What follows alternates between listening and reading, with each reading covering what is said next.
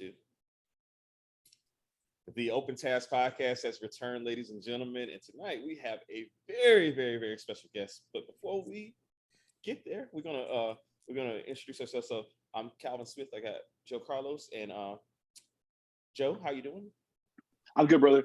It's wonderful to see you. Thank you very much. I'd like to quickly, if I may, today is June 22nd, and 2022, and I'd like to commemorate the fact that 33 years ago tomorrow, the film Batman with the true Batman, Michael Keaton.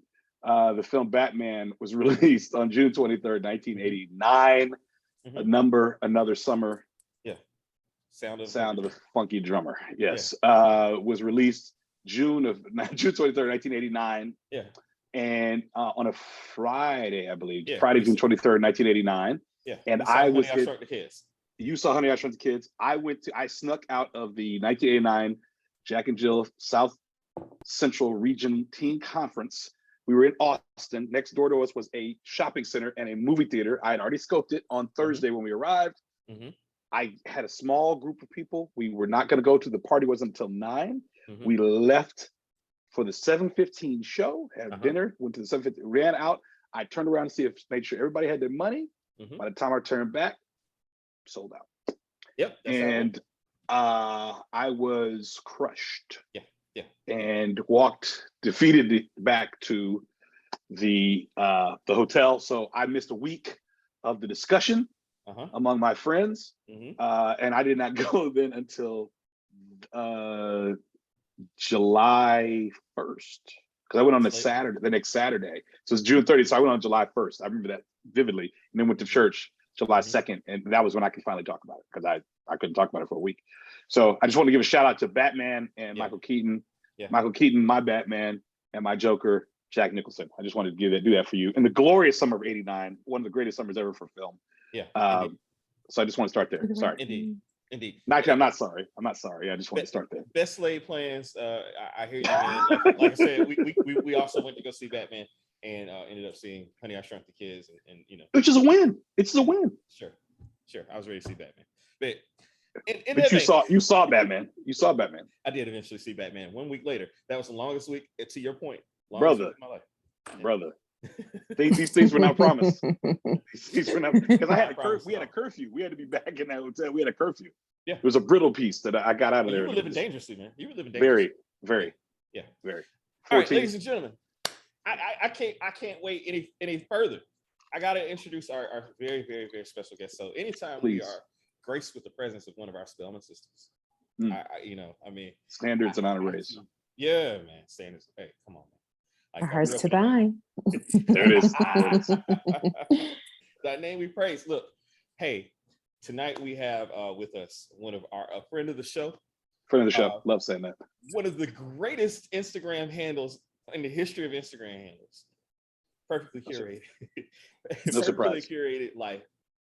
She's a phenomenal person. I could go on and on, but keep going. Keep going. A woman of Alpha Sorority Incorporated. Hey.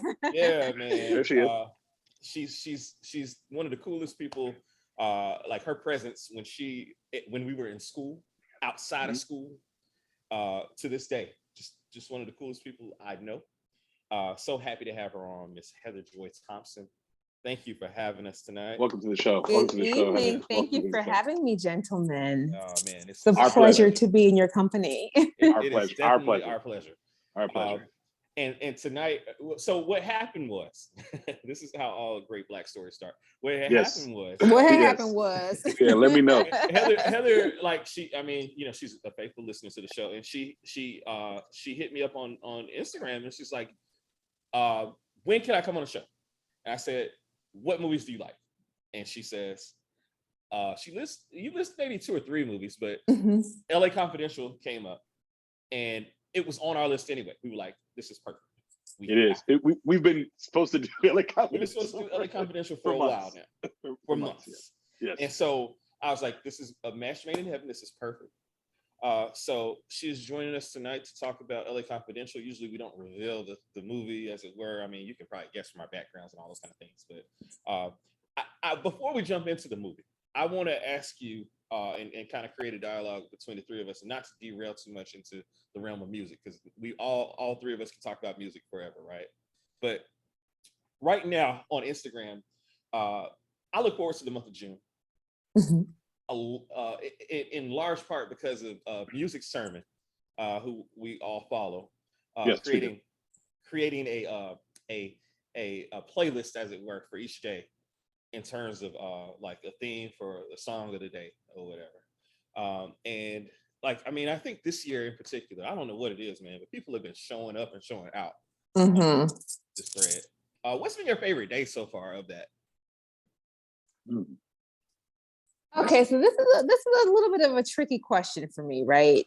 Because some of the prompts are hilarious, yes, but some of them can't be answered quite as honestly online as they could if we were having this conversation at, say, a house party, right? Because it's, you know, we have our day jobs to protect. Right. But today's question, I think, was like, what song would you send to your haters or your naysayers or something? Yes. Right. And you know, I don't, as a concept, I don't really believe in haters. I don't think people are normally thinking about you all that much, or not me or anyone else all that much to have like for a hatred. Sure. But I do see people who seem to have a misunderstanding of their role. And there's always like a Jay-Z song for that, you know. Yeah. And so my first choice was Imaginary Players today. Yeah. That's actually a very dope choice. Yes. Yes. See, that's exactly. I like that. I chose two Biggie songs. I went a like kind of a more positive route, kind of. So I was like, you know, Juicy, like, you know. Oh yeah, which literally starts that way. Yeah. It literally starts all a dream, you know what I mean? And it's about no, his monologue before. Oh yeah. For all the like y'all didn't even want his baby to eat. Yeah, You know? Exactly. And then I chose Sky is the Limit also, just because like, you know, I mean, again, I'm trying to like, you know, elevate above my so-called haters. I don't, you know, I'm kind of in the same. I don't believe in the concept of haters necessarily, but there are people that definitely don't want to see you succeed. You know what I mean? And I think both of those songs are kind of like a, you know, thumbing your nose at like I'm making it, I made it. You know what I mean? Kind of deal. So that's the kind of route I went. What about you, Joe? It's Hate Me Now, Nas, and we were all in school when that song dropped. It was hot as fish grease. What I vividly recall about that, and this is why I'm landing this plane really quickly. Okay. In 1999, I was at a probate show for the Spring '99 line of the Alpha Road chapter, Alpha Fraternity Incorporated, and there was vitriol. Some vitriol about their presence. Actually, the line hadn't done anything because they'd been off campus for 10 years before that fall line, right? Right. So there was just some kind of uneasiness since December when the fall '98 line had dropped, and then April when the spring '99 line was unveiled. There'd been some uneasiness, and apparently the 25 gentlemen online were aware of that. And so the last when they left. When the finale song of the show was "Hate Me Now," and it was perfect because it was the hottest song of the time, and basically like, I'm not stopping. You can hate me, but I'm not gonna stop, right? So, and I remember the looks on their faces, like, okay, all right, I appreciate that. So then, flash to several years later, when I said, when I'm finally on the graduation list at Morehouse, I'm gonna play this song. I'm gonna ride through campus slowly, and 6:38 p.m. on May, whatever date that was, 11th, 12th, 2004. I get in my car, I roll the windows down, roll the sunroof back, and I ride through campus backwards, Corey Richardson style, and I play the song, and I felt like a jerk. Like nobody was hating you. You were the one not going. You were the one not going to class. Right? Might have hated just a little bit. Yeah, but I mean, I wasn't walking because anyone was hating on me. You know what I'm saying? So that song, it kind of makes me think on both of those. But just like you all were both saying, whatever it is, whatever the feelings that one has, they don't understand their place, or if you're trying to rise above, I think we can all find those songs that we resonate with, even if it's one line that just knocks you dead in your tracks. Like, yeah, that's how I feel right now. Yes, that's what I need. Yeah. You know, I feel that. I think my favorite day was probably the Blackest song. Yes, I was about to ask you, Joe. I already knew that. Yes. I had about 10 entries that day. I'm like, there wait, were so this many Blacker. songs. There was, how black can we go? Yeah. You know, with this song. Yeah. And I Fight the Power was used a lot. Yeah. But I think if you say Fight the Power, you got to get the line. I think it. And so this is something George Peters says about me. He said the song is important on my IG stories, but I'm literally getting the lyric. Like, I want the lyric. Yeah, I'm queuing it up to the exact lyric. Yeah. Some people just play a song. Oh, okay, no. So for me, I think my number one Blackest song is, and I love this song, and I play it a lot, is Soul Holidays. Yeah. Because we have a karaoke soul Christmas party, karaoke Christmas party, and one of the staples of the event is Soul Holidays. Like, we get up, like 3 or 4 guys, we get up and sing it. And it wasn't until this past year that I realized the Soul Holidays, according to this, are, Christmas, Thanksgiving, and MLK. But they're singing it, and it didn't ever hit me. And it never hit me when somebody says something. He says, "Thank you for the dream." I don't know if he says "Thank you for the tree" or "Thank you for the dream." I don't know what he's saying. Both. Yes, the answer to that is yes. It's so black. It's so black. So black. And the video is so Chicago, like 91. In Chatham on the best, and I I'm in Chicago right now on the South Side, so you like with all the love and respect that I have for all my cousins from Chatham, in Chatham right now. I remember a trip there around that time, and I'm like, I'm at home. So when I watch that video, please do that when you get a chance in your quiet time. Watch that video. But to me, there's nothing blacker than that, other than like James Brown and a couple other things. But it's very black. Yeah. And maybe really stroking Clarence Carter. That's pretty black. That's a specific kind of black. That's like a barbecue, or a like a family gathering, and somebody might be a little too far, and that starts playing. An uncle. What I mean? Yeah. Well, even the idea of making the song, like the audacity of making such a track, right, is very black. Yeah. But he gets to the point. He gets to the point, and he stops. He has work. I mean, he has far raunchier songs too, Heather. And I remember I bought that on cassette single, and the B-side of that was a song called "Love Me with a Feeling," which is probably the most nasty, the nastiest song I've ever heard in my life. Yeah. "Love Me with a Feeling." Other than there was a chant that I recently heard. There's a chant I recently heard from the '60s at Morehouse, which is probably one of the more crazy things I've ever heard in my life. We probably share that with you. Yeah, called Nelly. Yeah, the song is called Nelly, and we have to share that with you some other time. But still, it's out there.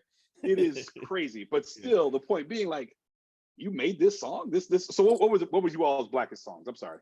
I was really undisciplined. I thought at the time I was being very undisciplined because I was just like coming up with all these different responses to this question prompt. But when I thought about it more carefully, I was like, for me, there was black in terms of the actual sound, which was a lot of like horn sounds. The Earth, Wind, and Fire sound was very like, we made that, but then also turn of phrase. So I had Who, Zoom, and Who on there by Aretha Franklin. That's it.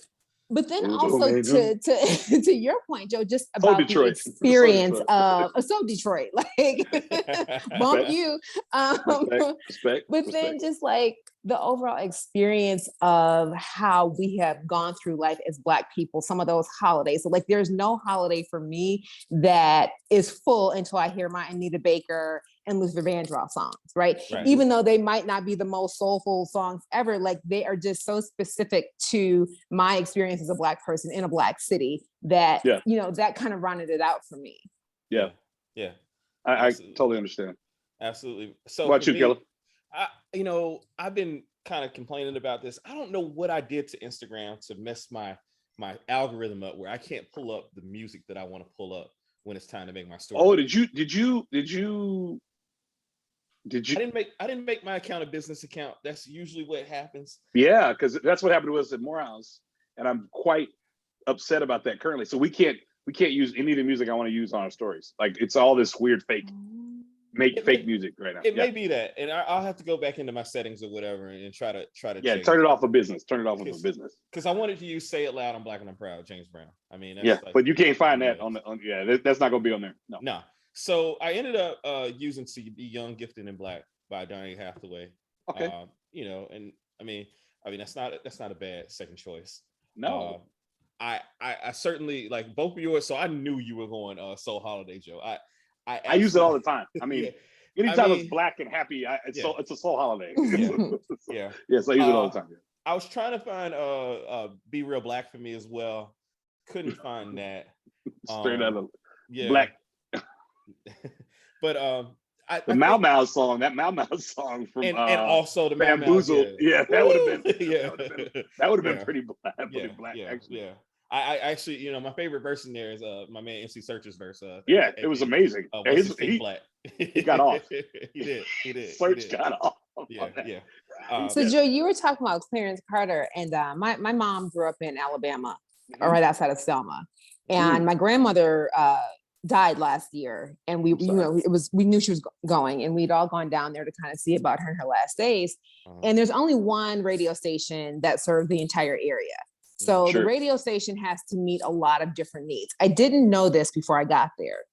So on a Sunday morning, I'm up, like the gospel music is on the radio. This makes sense. My cousin is a mortician. He has ads running on the gospel music station. At 12 on the dot, it changes to blues. Mm-hmm. But raunchy blues. That's subtle. Oh, like Marvin Cease. So to go from like Jesus is Lord to like girl turn it over, I was like, wait a minute now. So the down home blues. Down home blues. ZZ Hill. She's near the next room. Yes. From Malaco Records. Some from Malaco Records. Exactly. You know, it's interesting you say that because in Atlanta it switches on V103. It switches like at 12. But it's usually it's usually something smooth. They transition. The transition is it's Anita or Olita or Whitney or something smooth. Yeah. But it does not go to blues. Now it's interesting because in Dallas, we have a blues station in Dallas, and I haven't been there on a Sunday in so long that I would love to check to see if they do the same thing, because I know they go from gospel to blues. I know they do it from gospel to blues on Sunday, but I'm curious about what that blues started, like what leads off. Yeah. You know. So in Atlanta it was CLK. CLK would have Youngblood, and then after Youngblood show, it would be the blues show, like that instantaneously. Right after you heard Thunder Thumbs and Lightning Licks by the Brothers Johnson, boom, it was going straight into that down home blues. My parents and Andrea love that Youngblood. Oh yeah, they love, and they're so happy he's back on the air. That's the theme to clean every Saturday morning at my dad's house, cleaning up the bathroom, listening to. Is that the guy that kind of sounds like he has peanut butter in his mouth? Like, is that Youngblood? No, that's a jazz show. No, it's a jazz show on CLK. Yeah. I'm thinking of somebody else. Now, Youngblood is real poetic with his words. You know, he's like, back it up with triple measure and plum, please, and pleasure and all this kind of thing. No, I don't know. I don't know that gentleman. Okay. All right. So my favorite day was day 13. First song you remember dedicating to someone or someone dedicating to you. And I've told this story several times, but I'm gonna tell it again. Mint Conditions, You Send Me Swinging. So I had a long-standing crush / my little after school deal with this chick. Her name was Kelly. She ended up going to McNair Middle School, and then she ended up going to Tri-Cities High School. The Bulldogs. So Westlake was playing Tri-Cities for the first time in the basketball season. You Send Me Swinging was the #1 song on V103 at the time. I called up to Joyce Littell, Jerry Smoking B, whoever it was that was hosting the show. I was like, yo, I want to. He said Joyce Littell. Took it all the way back. Atlanta. I want to dedicate this to Kelly at Tri-Cities. Blah blah blah blah blah. Went to the basketball game. Saw her across the hall. Started. Was it at Tri-Cities? No, it was at Westlake. Okay. At Westlake. Saw her across the way. You know what I mean? Like she's smiling, like looking at me, and I completely froze. And I went the other way. Left the game. It happens. I might have cried in the homie Rashard's dad's car. Like, you know, I couldn't do it. Rashard was trying to hype me up. Like, she's still out there. Hey, bro. Yeah. But hey, bro. we'll always it say happens. you send me singing.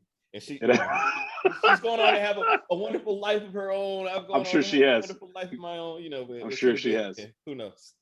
I'm sure she has. I was going to say, my freshman year at Howard, we were in the Punch Out, which is kind of like Kilgore Snacker or Lower Manly, or the pit.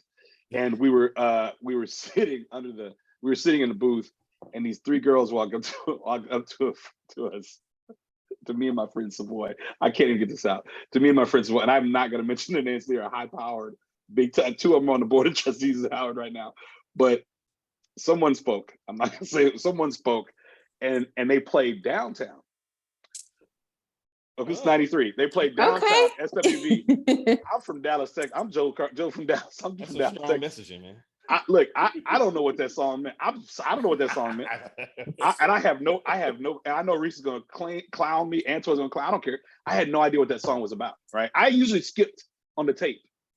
I usually skipped past it because I'm like, what is this about? It's too slow. Right? So give me the week. I like week. It's real slow. So it is.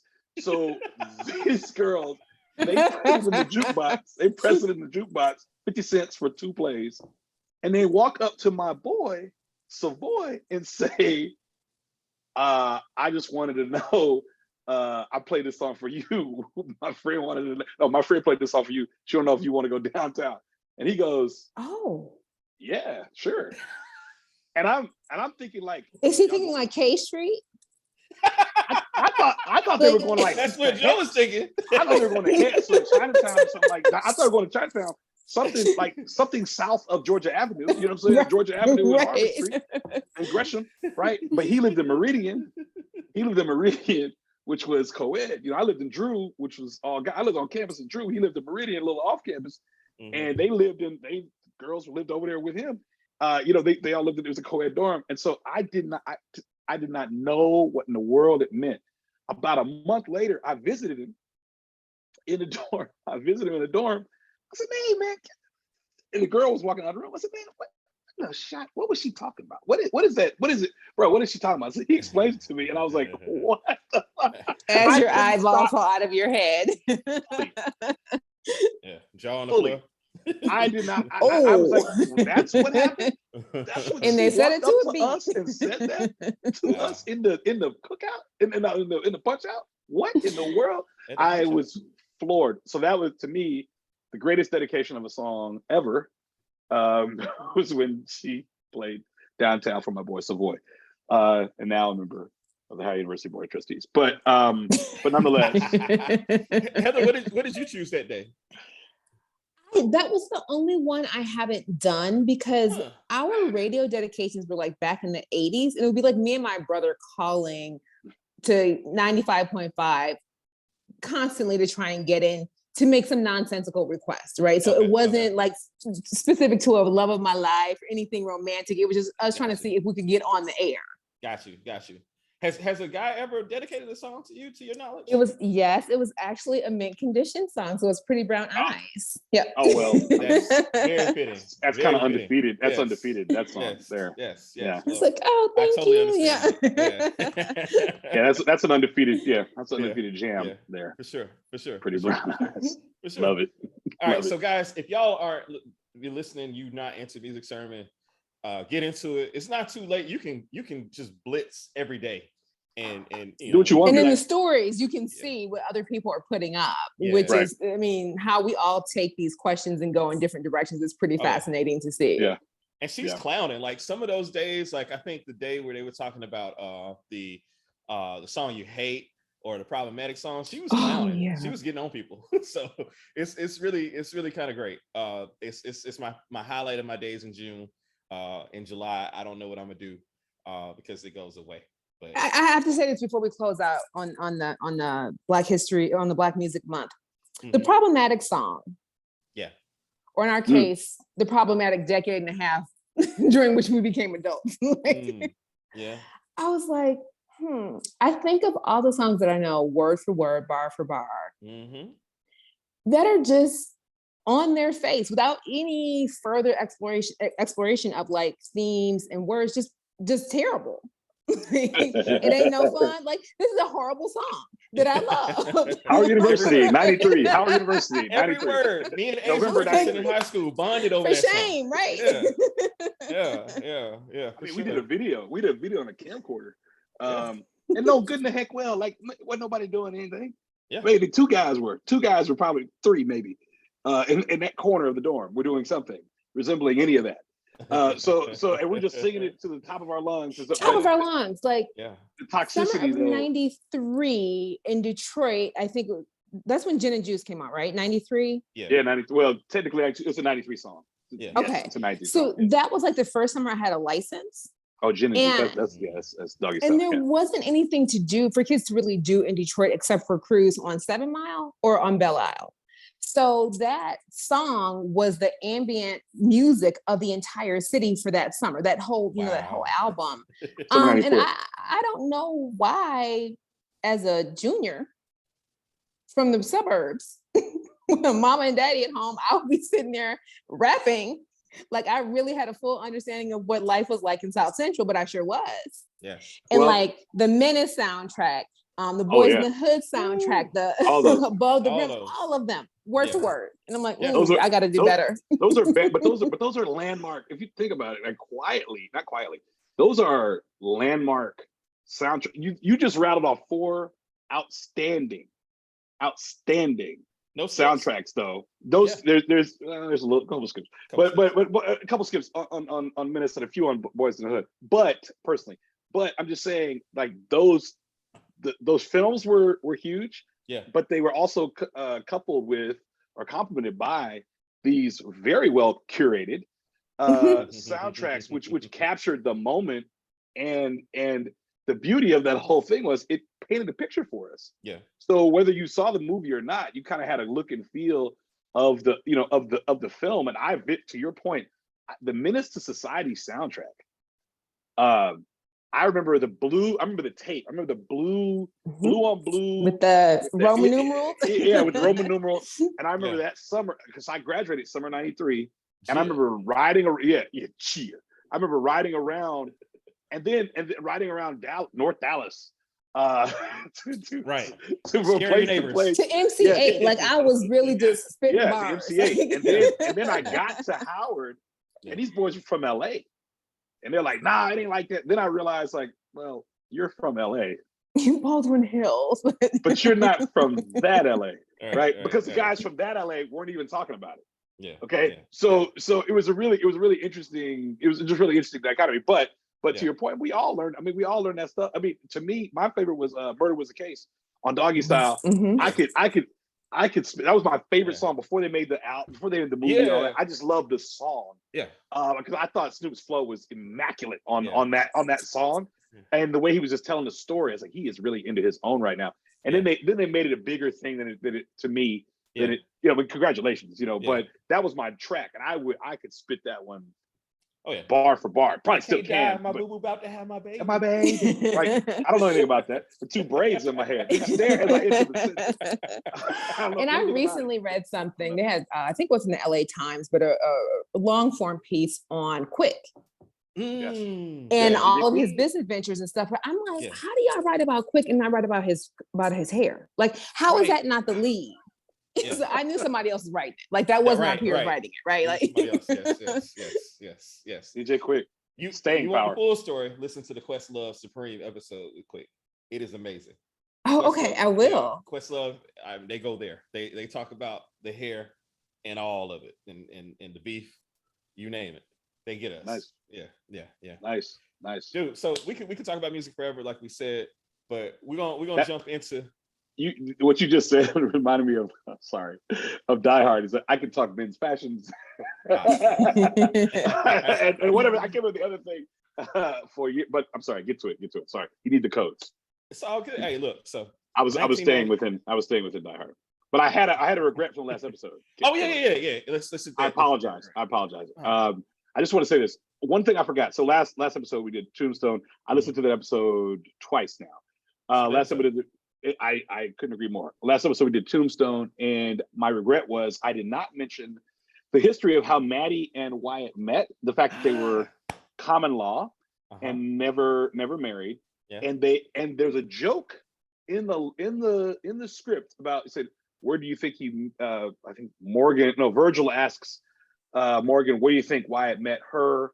And he said, probably the same place we got ours. And the idea was that Wyatt, in addition to being the sheriff in Dodge City, was also kind of the bouncer at a brothel. And that's where he met Maddie, who ran the brothel and worked within the brothel. That's right. And so then later in the film, Doc asks him in that amazing Val Kilmer way, asks him, like, are you truly, that so the whole point about him being an oak is like, are you truly a married, virtuous man? And he said, we weren't angels when we met. They lightly touch on it. Yeah. Which goes back to the humanity of who the individual was. Yeah. But they really didn't go, I mean, they kind of allude to where they possibly met him, but they didn't really do it. But they were never married, supposedly. Yeah. So there wasn't really much I don't think common law even existed in 1881 or 1879. And do you know they supposedly landed or arrived in Tombstone in 1879, Calvin? And the story took place in 1881.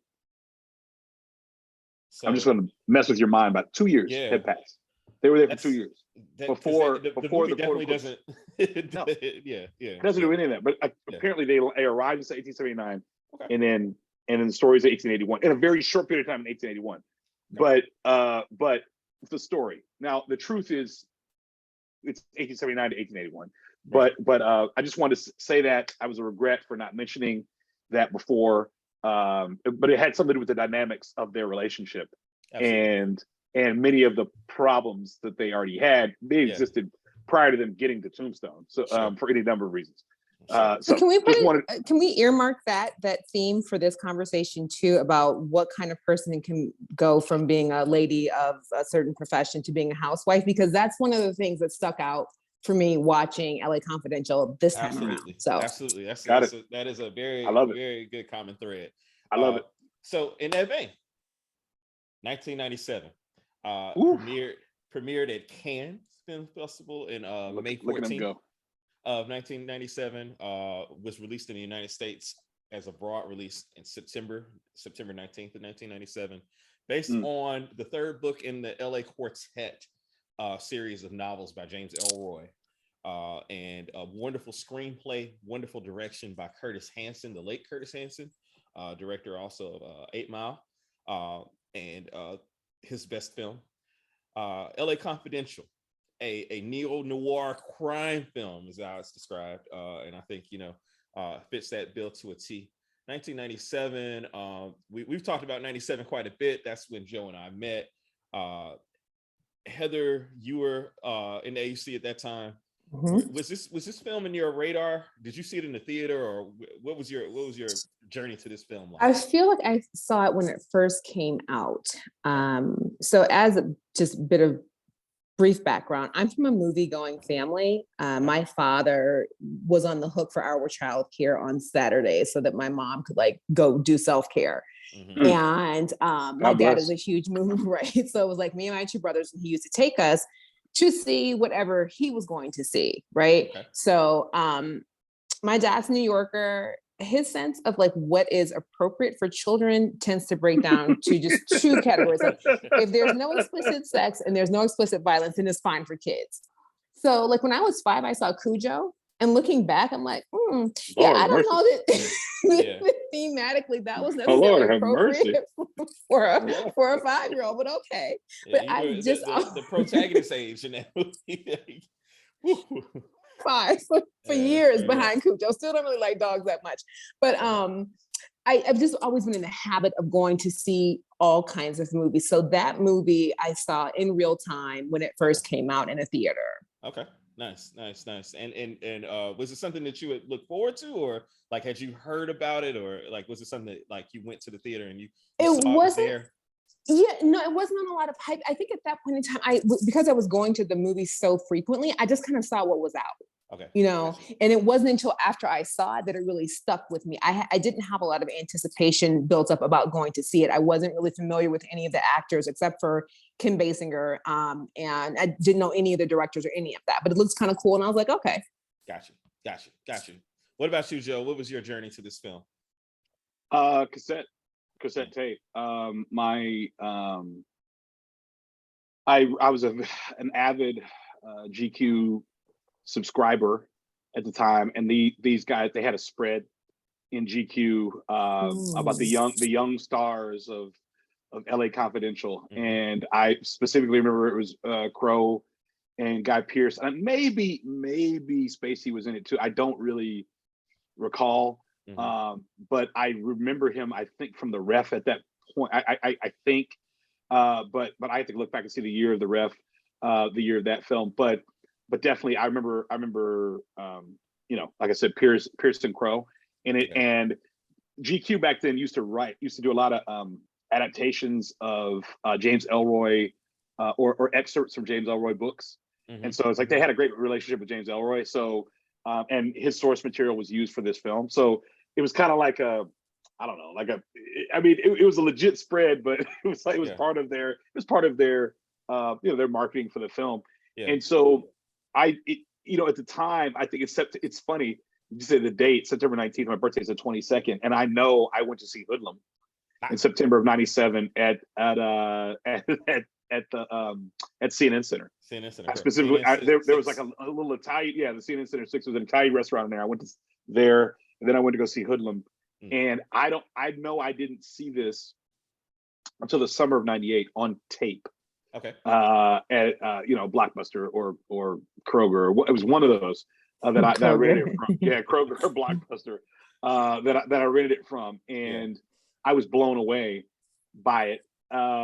But I did not. I remember reading a lot about it because it was a heavy Oscar contender, and I didn't. And I'd seen Titanic, and my girlfriend at the time was so, good Lord, into Titanic, and when I was more into As Good as It Gets. And so, but the one that I hadn't seen, so I was rooting for As Good as It Gets. I hadn't seen LA Confidential, but everything I kept reading was that LA Confidential was literally the best film of the year. Right. But I hadn't seen it, and I didn't really have an interest in it given the subject matter. I think I was in a super blackety black phase, and I just wasn't gonna go see that at the time, unless it was like Woody, it was like Woody, but it wasn't Woody Allen. So I know I watched it on cassette though that summer, and then I was like, I felt so stupid for not seeing this in the theater, because my brother was a freshman at Brown, and he went to go see it. Of course, he went to go see it, and he called me. He's like, "Man, did you see LA Confidential?" I was like, "No." He's like, "Okay, look, this started a string of movies that my brother would tell me to go see," and then he was absolutely right, like, because he knew I would love it. So God bless him. So instantly, just the beginning of the film, I was like, "Oh gosh, this is my thing," and I felt stupid for not having gone to go see it at Phipps or at CNN or at Linux. Well, don't feel so bad, Joe, because I actually thank you. I actually didn't see this film until 2004. I know it was. Are you out of your mind? I know it was 2004 because this was the year that I dedicated to catching back up on Oscar films that I had missed, films that were considered largely to be like the best film of the year, etc. So 2004 was the year that I really got into the Oscars. $1 Million Baby won, but I had seen The Aviator, I had seen Ray, I had seen Sideways, and Sideways in particular was my jam. So exactly, we talked about it on the Open Tabs podcast. Take a listen to it if you haven't already. But I wanted to then kind of do my back work, and this was one of the very first movies that I knew I had to catch up on because it had so much star power in it, and I missed that moment. I missed that moment when Russell Crowe. I mean, I took it for granted because Russell Crowe in 2004 was a worldwide superstar being made fun of on South Park, right? But like in 97, that wasn't the case. Russell Crowe wasn't known very well. No one knew him, right? No, not United States. Guy Pearce, again, from Memento, my man. You know what I mean? Had no idea that this was, basically his United States debut. You know what I mean? And so and I knew Kim Basinger had won the award for the best best supporting actress that year. I think it was best supporting, right? Or was it best? It was best supporting. Yeah. So I knew that had occurred, but for whatever reason, I had overlooked it. And you talk about the shame you felt, Joe. Like I was like, this movie right here. I mean, I'm a big fan of another Kevin Spacey film, and I know it's taboo to talk about Kevin Spacey. I got him right over my shoulder here. Prominently. You do. But I was a big fan of Usual Suspects, and I was like, Mm-hmm. Of course. The plot twist in this film, like, kind of blows the plot twist in Usual Suspects out the water, in my opinion, simply because it's like, it's a little bit more subtle. It's a little bit more, it's under the radar. And this is a movie that really rewarded you for paying attention, and the whole neo-noir element, like, it was all there. And I missed it. I missed the boat until 2004. But subsequently, I've seen it. I've owned it on DVD. I've owned it on Blu-ray. I rented it on Xfinity for our catch up tonight. It was just on like Peacock or dropped it was either off, on like, Peacock. It was on Prime or Peacock like last month. we missed our window. You did. You did, Pally. I was watching. Fair, I was watching. Fair. But I mean, it's in my 20 films that I have in my bedroom, on my DVD rack, or my Blu-ray rack, as it were, now in my bedroom. Of course. In case I need to just like pop it in and watch it, like with John Wick and The Big Lebowski, it's right there. So, I hate that I missed it the first go round. I hate that I missed it the subsequent go rounds. But 2004, when I caught up on films and really started my real film education, was Netflix a thing then, or was Netflix that was a a little bit later? Netflix was a thing, but it was like the sending in right. the DVD service. Yeah. Because I like shortly thereafter I got Chinatown next, and that was like, okay, again, welcome 74. Okay, welcome. Exactly. Bobtown. Exactly. Okay. Another that we've covered here on the Open Jazz podcast. We have. But I digress. So that was my journey into it. And so this movie has a lot of little things. Joe, what little things stand out to you in this film? It's something my brother told me again. Shout out to my brother. You could always shoot a period movie in LA because there's going to be some portion of LA. Thank gosh, some part really in downtown LA, to be perfectly honest, which will look exactly like they did during that time period.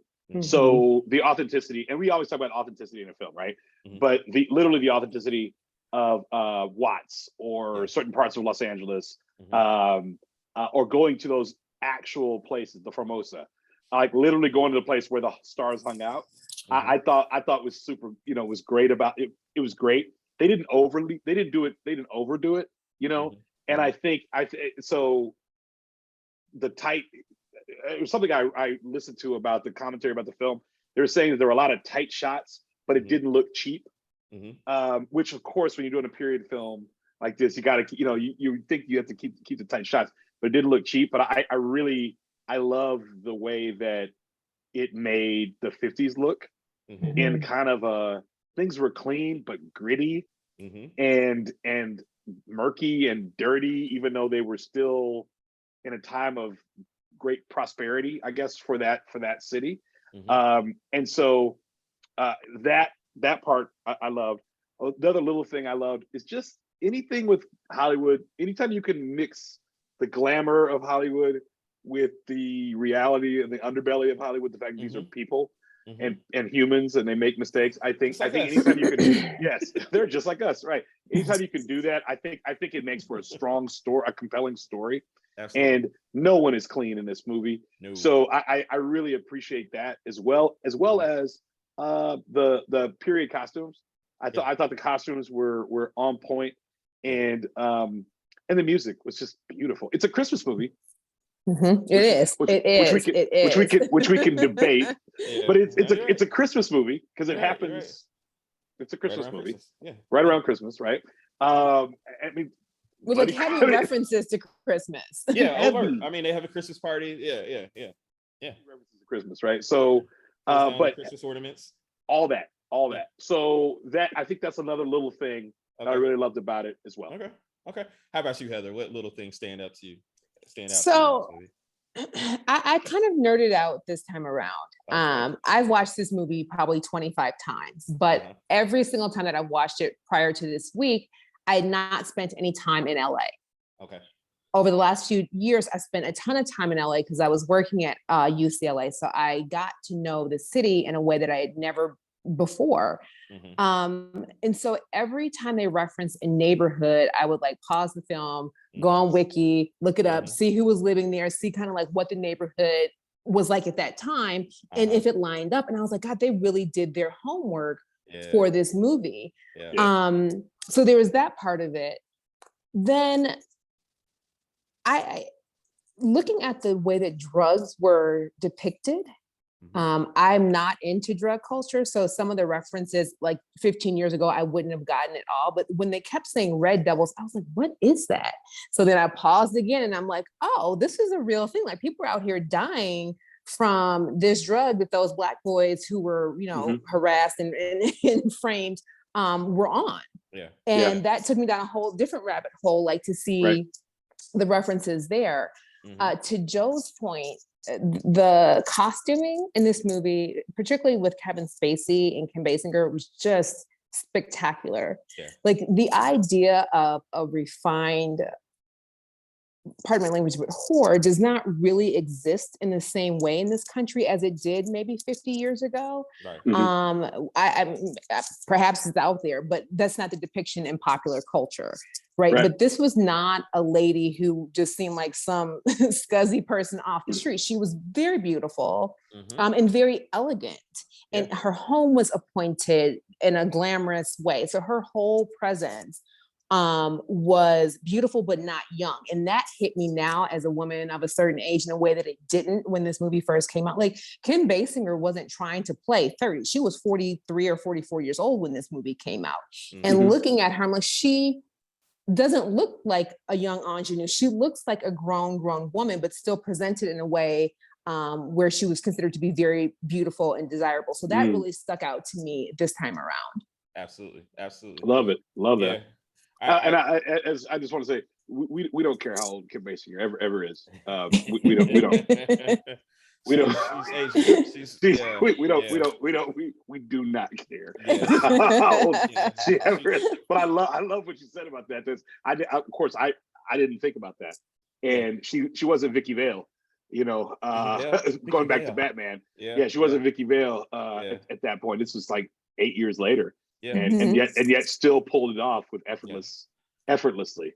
Well, she won the Oscar for it. So I'm sorry. Go ahead, Calvin. No, I want to piggyback on what Heather said, because like as she was going back and Googling and wikiing the neighborhoods, I was Googling and wikiing the different stars that the prostitutes were mimicking. So like, you know, like as Lynn Bracken, the Kim Basinger character, is playing is the lookalike for Veronica Lake. You know, there's the lookalike for what was the Rita Hayworth. There, you know, all these different lookalikes, and the fact that they had an Ava Gardner, Fleur de Lis, and then, you know, when my man Exley, man, God bless Exley, when he goes and accuses Lana Turner of being a lookalike, perhaps the greatest scene in the movie, right? It's like, oh my God. It is. But he's like, you know, to the point that you guys are making, the refinement of you know, like this particular practice at that particular point in time, Fleur de Lis, whatever, you know, whatever you desire. Like Pierce Paget was making it happen. Pierce Morehouse had Paget, by the way. Pierce Morehouse Paget, right. Making it happen. That's the first thing I was like, huh? What did he say?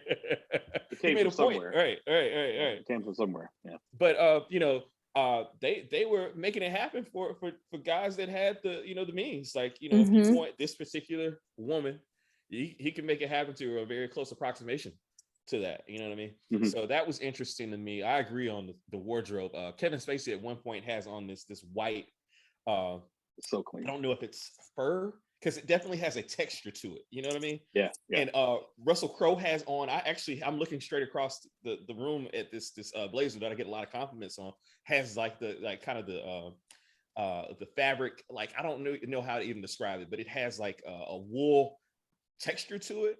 Like, Like almost like a mohair or something. Yeah. Mohair. Yeah, Mhm. that's it. So like, the ties, the big broad ties. There's one, I think Meeks has on this tie at one point that is just like, covering his entire chest. Well, he's the older guy. He's the older guy, Right. so he's still Right. gonna dress. He's still gonna dress like his 30s or Right. whatever. But clean. He's still clean. Mhm. Like a deacon in But I the keep it church. clean. I keep it clean. Yeah, though. but I keep it clean. Yeah, They tens, but I keep it they clean. 10s, but I keep it clean. Though. 10, ain't 15. So the Ain't wardrobe 15. was so on point. I mean, like when Kim Basinger opens the door for Exley, and she has on that white negligee like that. He was gone. He didn't even have. He was already gone. He was over. We all were. We were all gone. We were all gone. And the last little thing for me was the voiceover by Danny DeVito, like perfect. How it's the tabloid is framing the storytelling here, Hush Hush, based on Confidential, which was a real magazine at that time. Telling the story. And they were talking that talk. Oh yeah, those magazines were. I mean, there was nothing that was. I mean, the actress's reaction to him when she saw him and greets her. Hello. Because I featured her in an ingenue of the young dykes of Hollywood. You know what I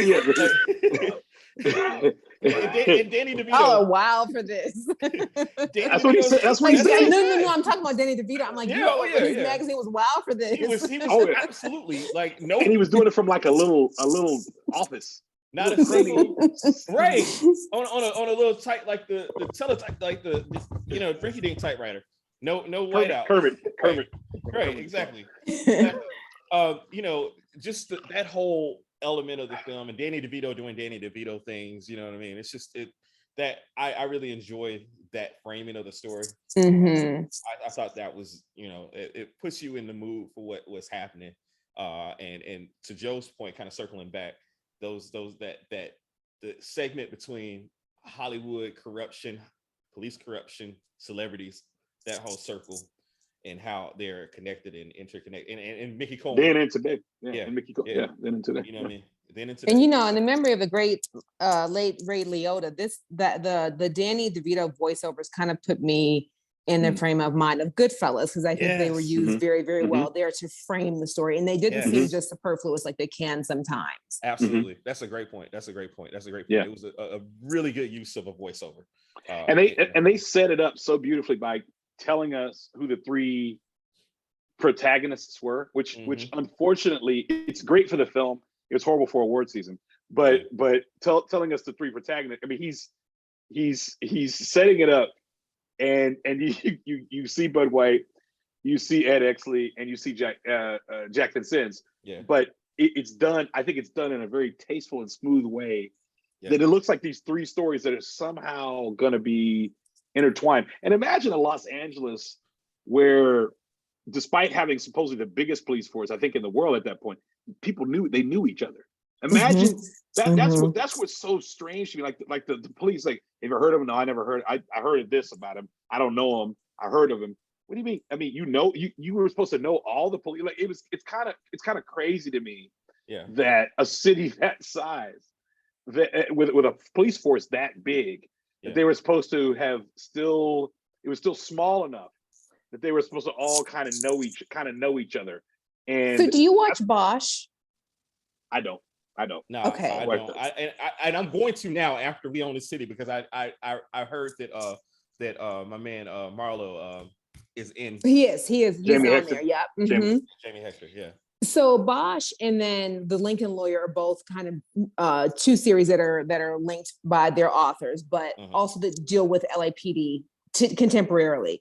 Okay. And it seems to me that robbery homicide division, because it is the most elite core of the LAPD, there is still that kind of familiarity, even as sprawling as Los Angeles is now, because you see the same kind of like references, like, do you know this detective? And it's like, well, how many y'all's got to be like 10,000 cops here? Right. Like, how do y'all know each other? I would think. You would think. Right. So I guess that does make sense. I mean, when you're at a certain level, I mean, and if you were to watch this film, the way you'd see it, this is where the detectives are. Yeah. These are the detectives of the Los Angeles Police Department, not even like a precinct. Yeah. These are the guys. Yeah. So this is the power, right? Right. Yeah. Essentially. So I guess in that sense, sure, it makes sense. But it was just really interesting to me that despite the sprawl and the time and all that, that they would still be, it's still small enough that that they, you know, they know each other. And it goes to something Nick Cage said, I think it was the day after he won for Leaving Las Vegas. He said he went to go pick up some coffee, and they went to get a bagel or something, and everybody everybody was, you know, congratulating him. And he said for a moment, for the first time ever, he said he felt like this was a small town. And because obviously it depends on the neighborhood. It's all about, you know, like neighborhood. You know, it's not so much. It's you know, more so than anything else. And so I just that always struck me as odd. Whenever I watch it, like, how are you supposed to know every single police officer that works for the LAPD? But they were really only talking about the ones that do the kind of work they do. To your point. Yeah. To your point. I mean, and they were celebrities to a certain extent, you know. I mean, definitely Jake. Yeah. I mean, or Jack, excuse me, Jack Vincent. Yeah, definitely Jack Vincent. I mean, you know, actually, like, he comes from this hero cop family and is awarded, you know, on the front page of the paper. Like, you know, he becomes, but that's a great point. So that kind of segues into my favorite. This is my favorite category, Joe. You the Brad Sham unsung hero of the movie. So Heather, who's the unsung hero of the movie for you?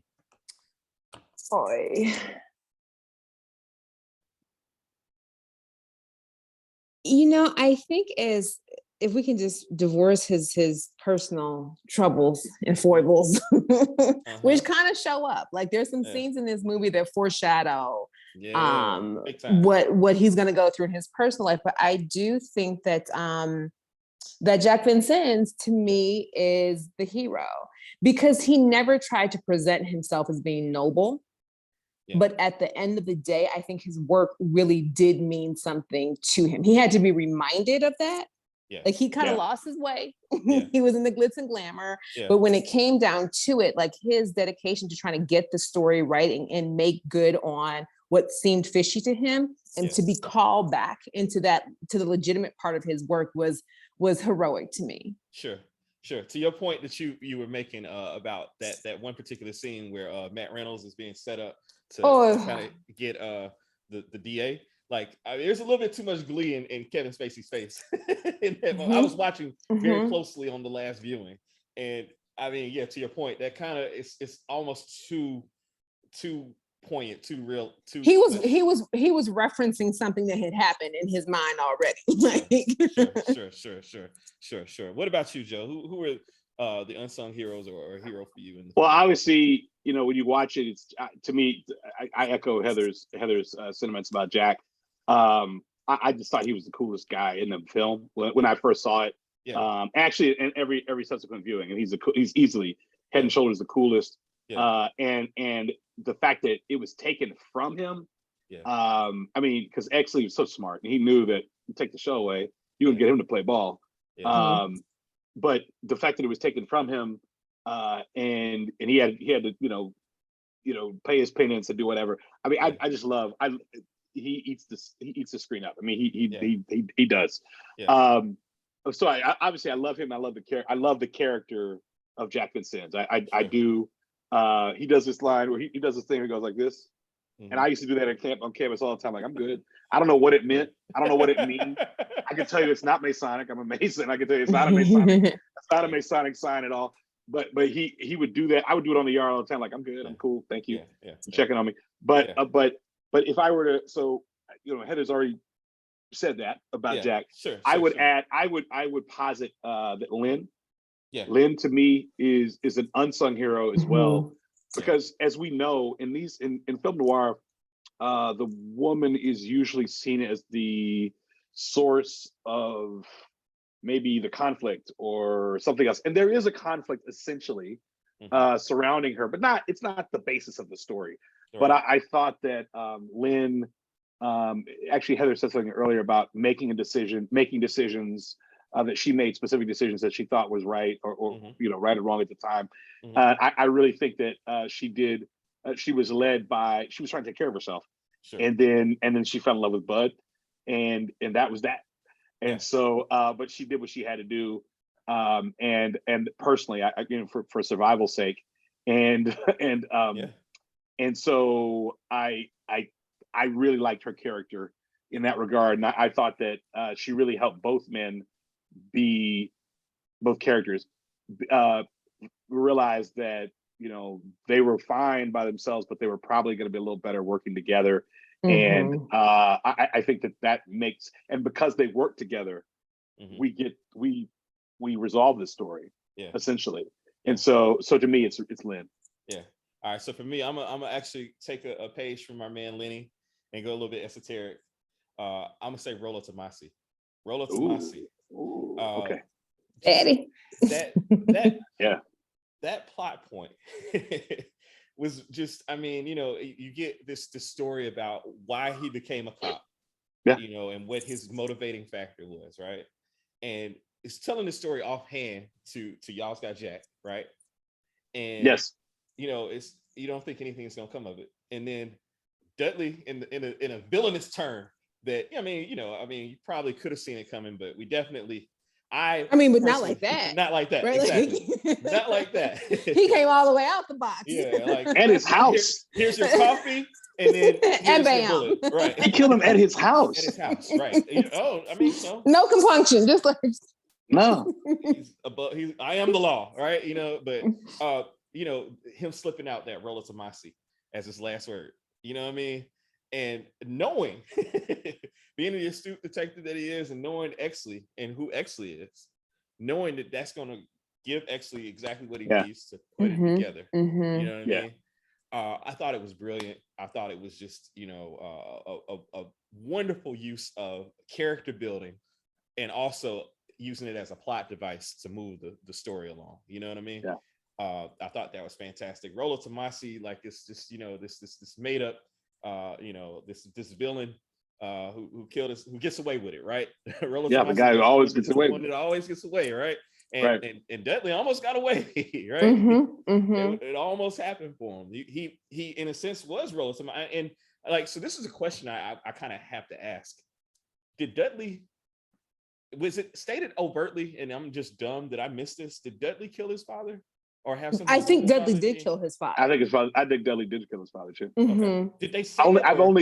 No. I don't think they said it.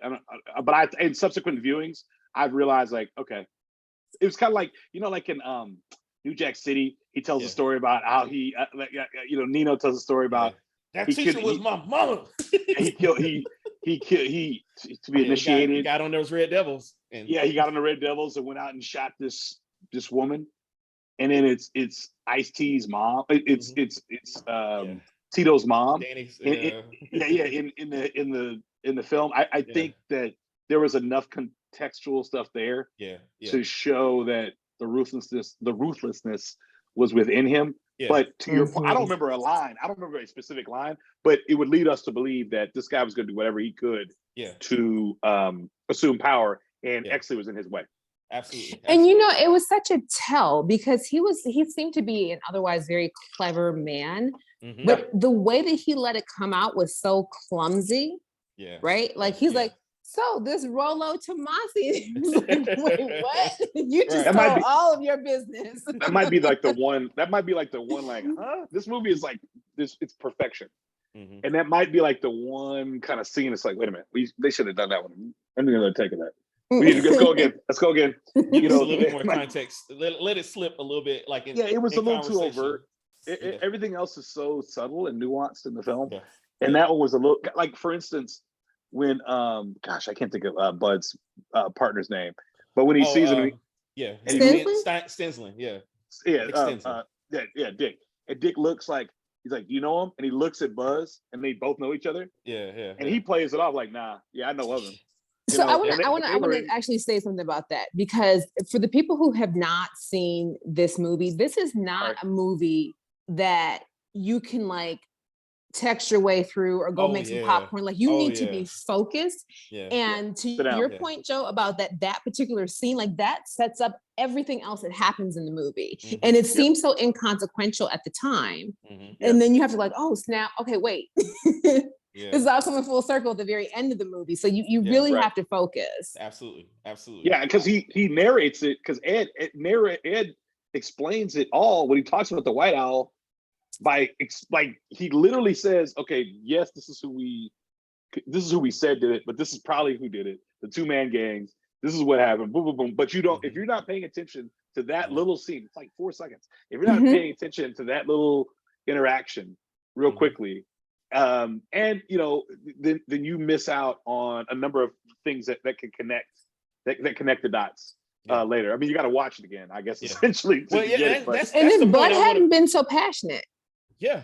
Like he missed something in that moment that could have helped this whole thing be solved much quicker. Because he was worried about he was worried about the woman. Because she had the bandage and because she just had the surgery. And she was like, "It's not what you think, sir." It's not what you think. They all had a particular weakness. All three of the protagonists had a particular weakness. I mean, you talk about Exley. Exley's a brilliant detective, right? But he's so pious.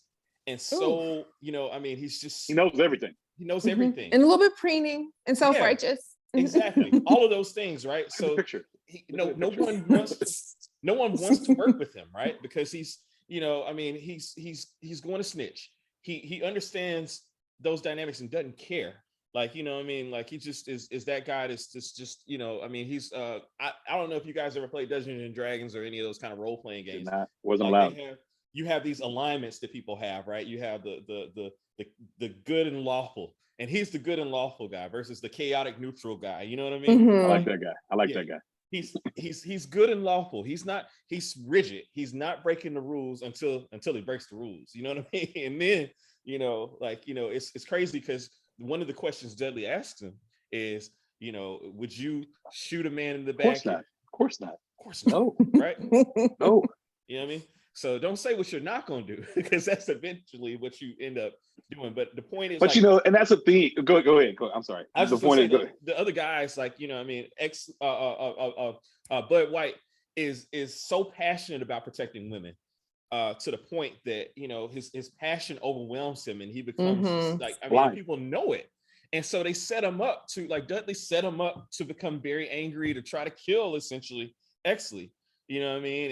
And it's, like it almost becomes their undoing.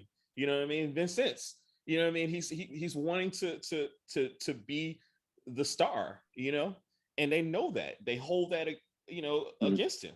And so all of them are very flawed individuals, but they bring their strengths together and end up solving this case, which is really how life ends up working a whole lot of times when you're on a team. You know what I mean? Like, you use your strengths and your weaknesses to balance out that team.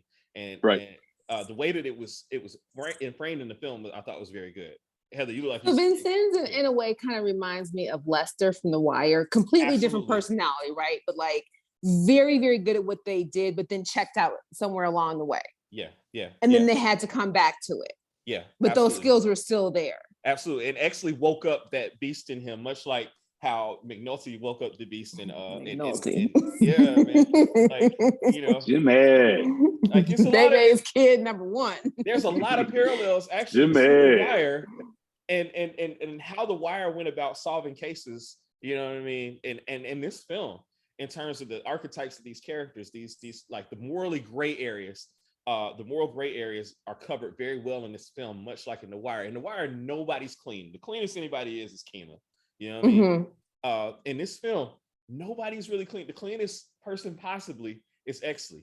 Exley was very pious and rigid, wasn't about breaking the rules. Kima eventually snitched on Jimmy, you know what I mean? Because she wasn't just like she didn't want to give a fat finger to Weebay when it was time to say Weebay was one of the shooters, right? I know. But Kima was like, I mean, there's so many, it's weird actually, like how similar these archetypes are. And I'm wondering now in my mind how much I'm sure Simon. Yeah, I'm sure like, Simon was. How big of a fan? I'm sure if you Google it, there might be something out there that he's even said. But if you think about the timing, I mean, he was making stuff though. At this time, he was already doing stuff. But I mean, who wasn't watching Homicide? All that kind of stuff was out there. Yeah. So Heather, you kind of alluded to it earlier. A favorite scene or moment in the movie. Do you have one other than what you mentioned about the Lana Turner scene? Is there another? So that was just hilarious. In the movie, in a movie that wasn't really all that funny, that was a hilarious scene. Yes. So the series of scenes touched me the most because it goes to the kind of willful ignorance that I can see in parents, were the ones where the cops at different times were trying to deal with Susan Lefferts' mother. Oh yeah. Yeah. Right. Yeah. So Susan Lefferts' mother didn't strike me as being particularly bright. But she also struck me as a woman, especially when you saw the interior of her house. And she basically had a shrine up to her daughter with pictures from every single phase of her life. I think that she was a person who just could not reconcile what should have been plainly obvious. You do not mistake the smell of a decomposing human body with that of a rodent. Right. Like, you just don't. Yeah. Right. But she got in that when they were in the morgue, and she's like, well, I think that's her. And yeah, okay, her daughter's face had been modified in some way. But I feel like most parents would kind of know their kid, right? Yeah. She didn't, or she didn't admit to it. Because I think that she knew her daughter was in the deep. Yeah. And maybe didn't want to fully face that. So that was part one of mama being willfully obtuse. Okay. And then, your daughter has been running in and out this house with these strange men. Yeah. Why is your daughter up under the house? Like, none of those questions really seemed at the fore of her mind. And I think she really was coming from a place of wanting to believe her daughter and wanting to love her daughter. But that series of scenes, she just seemed so pathetic to me in a way, but also is a great word. I was very sympathetic to her because I'm like, she just wanted to have the vision of her little girl in her mind, and her daughter had gotten all the way out there. Yeah. I agree. That's a great point. Joe, what scenes for you? Well, I think the reaction to the Lana Turner scene is also funny to me because to Heather's point, there's not a lot of laughs in this film. Yeah. But when they get in the car and they get back in the car and they both laugh, Jack and Exley, they laugh, and Ed, they laugh at the fact that he just got the drink thrown on him. Yeah. I really like that scene. They both break up, and it might not even been scripted. I think they just broke up. Golly, this just happened. You know what I mean? Yeah. It's a natural reaction. But you saw him be human. You saw Exley be human, which he had not been really in any other part of the film. I think to that point. Yeah. Also, I loved and that scene I talk about all the time. My brother and I, we quote this constantly. But when they go to Watts and they see the brother out there in the in this grand huge place he's doing, he's working the speed bag. Yeah. And they're gonna make a deal to get his brother out. They haven't written a word, they haven't written a thing down. They're not gonna do anything, right? You know what I'm saying? Mm-hmm. Just normal, just BS banter, one-on-one, just to get their information from the CI. Yeah. And not even a CI, just from the informant. And then he says, he's like, so my brother, you gonna help my brother out? and he just says, keep it up. He just says it so cool, like Jack says it so cool, like keep up the left. I think it was like keep up the left or something like that. Yeah, keep it up, keep it up. Yeah. Because he'd seen him fight before, and I think he didn't keep his left up, and that's why he's not, his eyes messed up, right? Yeah. So, or maybe I'm mixing that up with a Detroit movie, but also third. My third favorite scene really was when they are in the fight, and when Exley and White fight, and they figure out, and they when he sent Bud to go basically kill Ed, and they figure out, okay, mutual mass destruction is not gonna get us anywhere. Mm-hmm. Let's figure this out as professionals. Mm-hmm. And they realize that they both have attributes that can solve this thing. Exactly. And the two things that each other is missing are going to be enough to come together and solve this thing. So I really love the way that scene worked itself out. And of course, the good cop, bad cop. I mean, that's they'll be teaching that one in film. And I do have an issue with that scene. And I figured we'd get to this. You kind of mentioned something a little earlier, but the characters who were either gay or bisexual, the characters who were queer in this film were seen as weak in some way, and in some way, shape, or form. Matt. Well, I don't know what you call. I think Matt was just trying to survive. Matt Riddle was trying to survive. Mm-hmm. I think he was really literally trying. I think he was gay for play.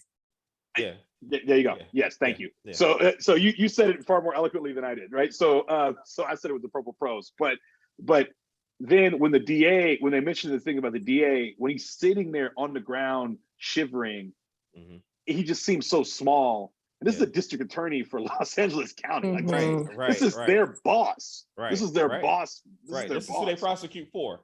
Right. Yes, this is a big deal, and they beating this guy up, and he just looks so small and helpless. Yeah. And I took issue. Now the scene itself is just amazing. Yeah. But I took issue with how he was portrayed there, then and there in 1955, whatever, Los Angeles, whatever it was. In my mind, it's like, gosh, okay, of course he's laying there shivering. He can't fight back. He doesn't have the means with which to fight back. Yeah. He's Jewish in that movie too, I think, which adds a whole other layer to it, right? There's a whole other part of it. Yeah. There, to your point. And he's not like Mickey Cohen. Yeah. This isn't Mickey Cohen.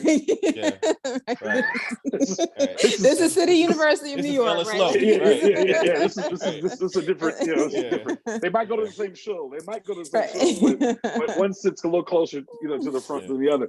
But on the high holy days. But the point being, they just made him like kind of, that was for you. They made him kind of weak. And it which goes back to a thing in Tombstone, like these two characters, so the priestly character, and they're just a little different, right? Playing up those stereotypes. But it was 1950, whatever. And the way that they talked about it, a homicide, like, can you imagine that being used by even a cop, even a beat cop this day and age, like not known for necessarily being the most refined about the way they talk about things, just you would not hear, I don't think, that kind of language, not depicted in a movie at least. Sure. No, I totally agree. I mean, but they got away with it. It's like racist language. I mean, you get when you're doing the period piece, you can do, you're gonna get away with that. Yeah. You're gonna get away with that. Yeah. So Cal, there is a scene that I wanted to come back to that I forgot to mention though. Please. And that is Inez Soto, who is the Mexican rape victim in that movie. Who has been the victim of this horrible assault. Right. Absolutely. Right. And when she gets out of that hospital and she admits to Exley that she lied about the timeline. Yeah. But she needed justice to be served. Like, part of me was so upset because I'm like, you've got these young men killed. But on the other hand, I'm like, if I were her, I'd be like, forget them young men. Like, she didn't owe anything to them. They had, you all just went bananas on this woman. The way she knows how to get justice, right? And she was absolutely right. She was like, no one would have cared about some little Mexican girl from Boyle Heights getting raped. Right. Period. So that's probably one of the strongest lines in the whole film. Like, in all sincerity, it's also serious. It's probably one of the strongest lines in the film. That's kind of what I want to get to. Resonates. Like the racial element of this film, I think they really nail a lot of that, man. Like, you talk about like the first big fight sequence is when they have the Mexican guys brought into the prison and have that bloody Christmas fight. And I mean, again, they escalated the situation, right? I mean, in true form, escalate the situation. But, there's a point where the situation could have been de-escalated, and the Mexican guy's like, yeah, F your mother too. You know what I mean? And then it goes all the way left. You know what I mean? And that's all the way.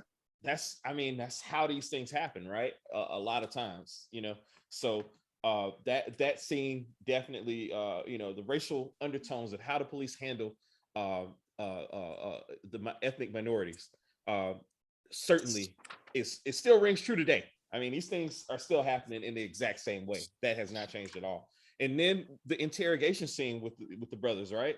And to your point, Joe, about like the use of sexuality, like in that interrogation scene, the way that they really get a reaction and rise out of the brothers is by accusing them of being sissies, of saying, hey, you turned sissy and when you were in lockup, and that was the other one, you know what I mean? And he's listening because they got him on the intercom. You know what I mean? So they can hear everything that's going on. And he's like, no, that wasn't me, blah, blah, blah, this, that, and the other. And, he breaks them using that particular line of interrogation. And Exley, this really showed a lot of Exley's skill in terms of it's brilliant. And Dudley knew. Dudley was like, oh, you just watch how he handles the kid went off. Like, we got a phenom here. Hey, y'all don't know yet. Yeah, Y'all don't know yeah. yet. Don't let them guys. This is the got value. a And Dudley phenom here. knew it. He knew it Yeah. from the beginning. I mean, he was like, you're 1 out of 23. You know what I mean? You had the highest score. What do you want to do? And then he tells him he wants to be a detective, and he's like, can you do these dirty things? That particular scene as well, very early on in the film, but it really set a big tone for like what is expected in terms of corruption. I've been watching not Breaking Bad, Better Call Saul a lot lately. And like there again, a lot of parallels here between like, how Mike and did you watch any of these, Joe? I don't want to spoil too much because I know Go ahead. I don't care. Doesn't matter to me. I mean, Mike Ehrmantraut. Do you watch it, Heather? You watch Breaking Bad or Better Call Saul? So all of it. Yeah. So Mike Ehrmantraut, his whole journey from like being essentially a corrupt cop to being Gus Fring's right hand man. Like there are a lot of like, what are you willing to do to get to this point? Or Walter White's arc. What are you willing to do to get to this point, to be this person that you claim you want to be? Because if you want to be this is what you got to do. You know what I mean? That was broken down really well to Exley, and Exley, in his piousness is like, no, I'll never be that. I'm going to obey. I'm going to uphold the virtues of a cop. You know what I mean? And gradually you see he has to eventually do a lot of the things he said he wouldn't do. So I like how that's framed, and I like how like there are a lot of callbacks to it later on, and you see how strong of a detective he is, and how really like he was made for that job, but he also in a lot of sense was not made for the job. Yeah, and Cal, I think though, and you said something about his brilliance being recognized, right? Right. So I think that his academic brilliance was recognized because clearly he tested so well. Right. But what he did in that interrogation room was not academic, right? Like he was reading those people in that situation. And I don't think that those who knew him, because his interpersonal skills with his colleagues were so poor. It came as a shock to me that he got in there and really knew what the heck he was doing and like how to get this information. Because I'm like, this person seemed tone deaf. In every other situation. Right. Exactly. And then he finally sold his colleagues, in the sense when he ended up saving the scene in terms of the black guys when he goes in and basically shotgun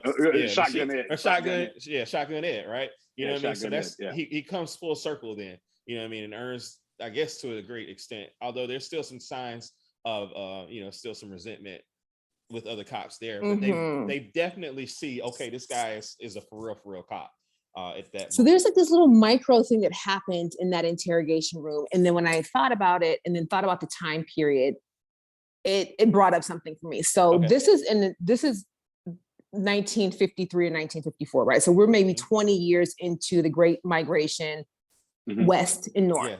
So presumably these young black men who were in the movie were either transplants or first generation in California, right? They're not people who've been there forever. There was something that the Machine Gun Young Man said about dogs. And it made me think about how dogs were used against black people in the South by the police. And this contempt, like, why would you, I get maybe you're not an animal person, but there's a level of contempt that he had about those dogs. Like, you're out here shooting dogs and tearing up dogs. And I was like, I wonder if there's a little bit of a backstory there. If he's from that generation of people in Mississippi or Louisiana that had to come to flee racial terrorism in their home state. Ain't got no love for no dogs. You know what I mean? Like, he was clear about that.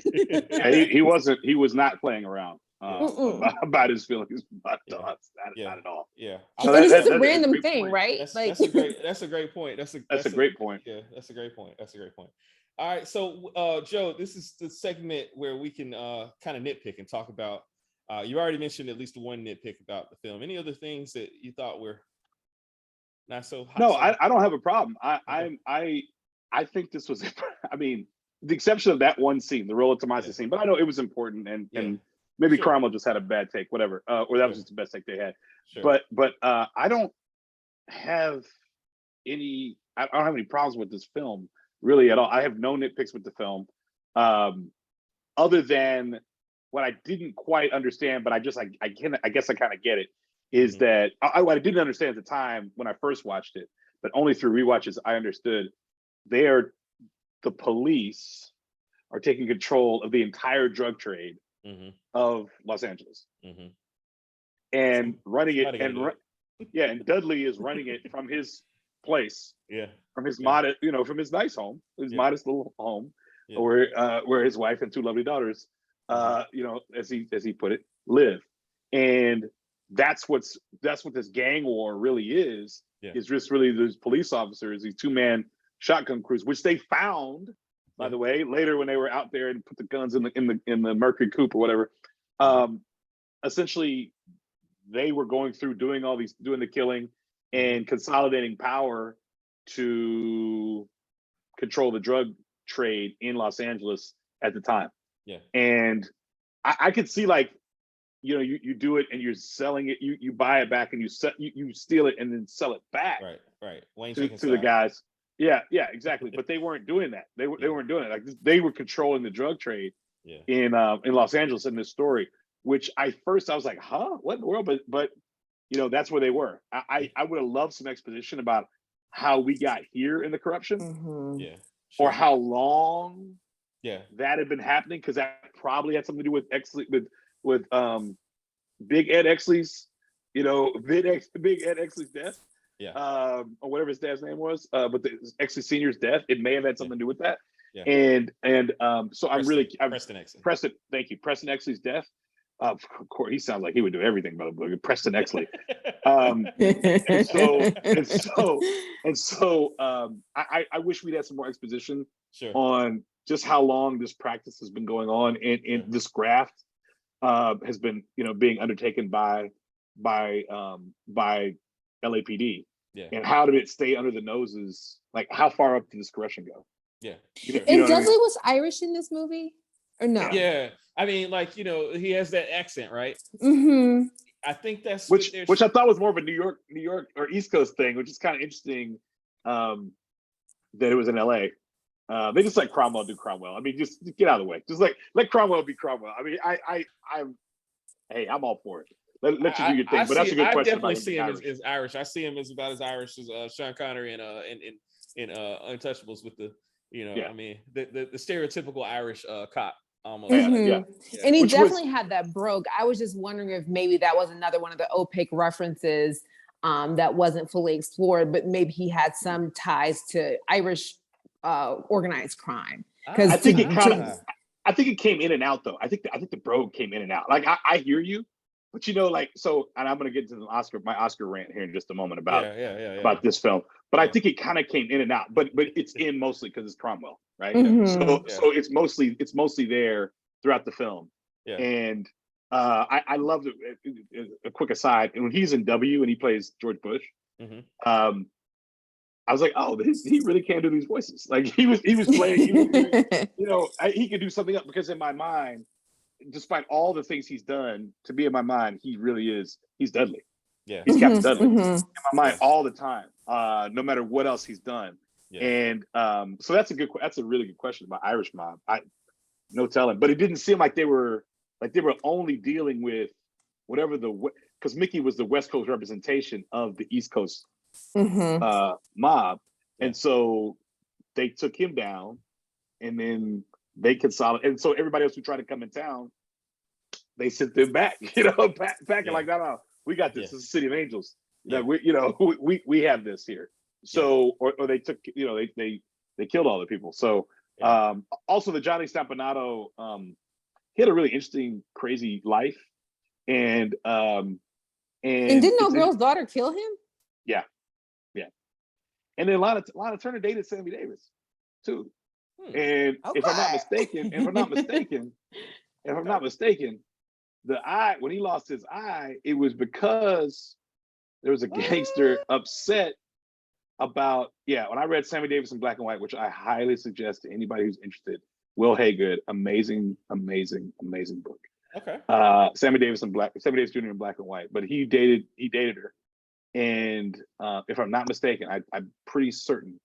And something about the car wreck that took out his eye, which was not an accident. Had to do with him. They wanted him to stay away. Lana had that fire. Okay. Apparently. Oh, wow. And Southern. So, as a callback to our last show, this is you doing your. You're very modest, sir. You do your homework, brother. I could be very no. I do that. I read that book 10 years ago. I could be very wrong. I could be very wrong on that one, but I could have sworn. I believe you. I could have sworn it was Lana Turner. And it's a quick Google, and I'm probably wrong. It's probably another blonde starlet that's not Lana Turner, but it wasn't his wife, My Brit, but it was like some star for like some short period of time. Like, and I think Frank introduced him, and it was, hey, baby, this is how we were rolling. You know what I'm saying? This is how let we it do what it do. Yeah, let it do what it do. You know, this is how we're rolling. But yeah. So my only issue would have been like, explain some of those things a little more for me. But I had no other issue with it. I'm more. I want to talk about how it was robbed. But I have no other issue with the film. I'm Pontius Pilate. Oh, fair enough. Heather, do you have any nitpicks or anything like that, or? So no, I don't have any nitpicks, but I do want to have a point. I have a point that I want to raise. It's kind of apropos to another movie that has come out, and I think they stand in good contrast. So I saw Top Gun Maverick with my nephews a couple weeks ago when it first came out, and I liked the film. It was fun, and I enjoyed it. But the first thing that stuck out to me about that movie was its role as a tool of American myth making, a contemporary tool, like it just read me for the base of this need for a certain class of Americans to see themselves as heroes, to see themselves as strong and principled and daring and proud, right? Okay. So this part of American cultural mythology is part and parcel of what we've always seen in movies. This movie completely turned that on its head. Okay. Like very, very intentionally. So having just seen Maverick and then watching this and like knowing what America was trying to do culturally in the mid-century and how it was trying to sell itself. You know, Detroit in 1950 was like the best American city to live in. And it had all these exposés in Life magazine with, you know, the pictorial exposés of the perfect American family and like, you know, the ability to come and get a great job and really make a future for yourself.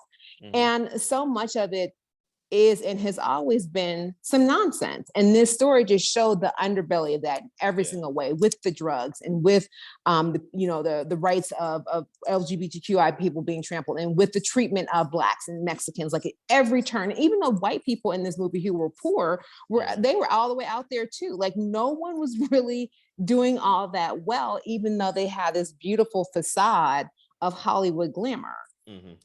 So those two movies, having seen them so closely, really stood in contrast. But I loved what this movie did and how fresh it still seems. Like some of the themes that were brought up are still perfectly suited if it were made today. We would still be talking about how people get railroaded by the police and how deep corruption is within, probably even more now than it was then. And the racial strife and the domestic violence. And even in this era where we have such a permissive attitude toward vice, some of the things seem a little bit antiquated, like y'all were out here trying to find people smoking weed. Right. That was a huge deal. You know what I mean? They took him in for that. They took him in for that. It's like your career is ruined.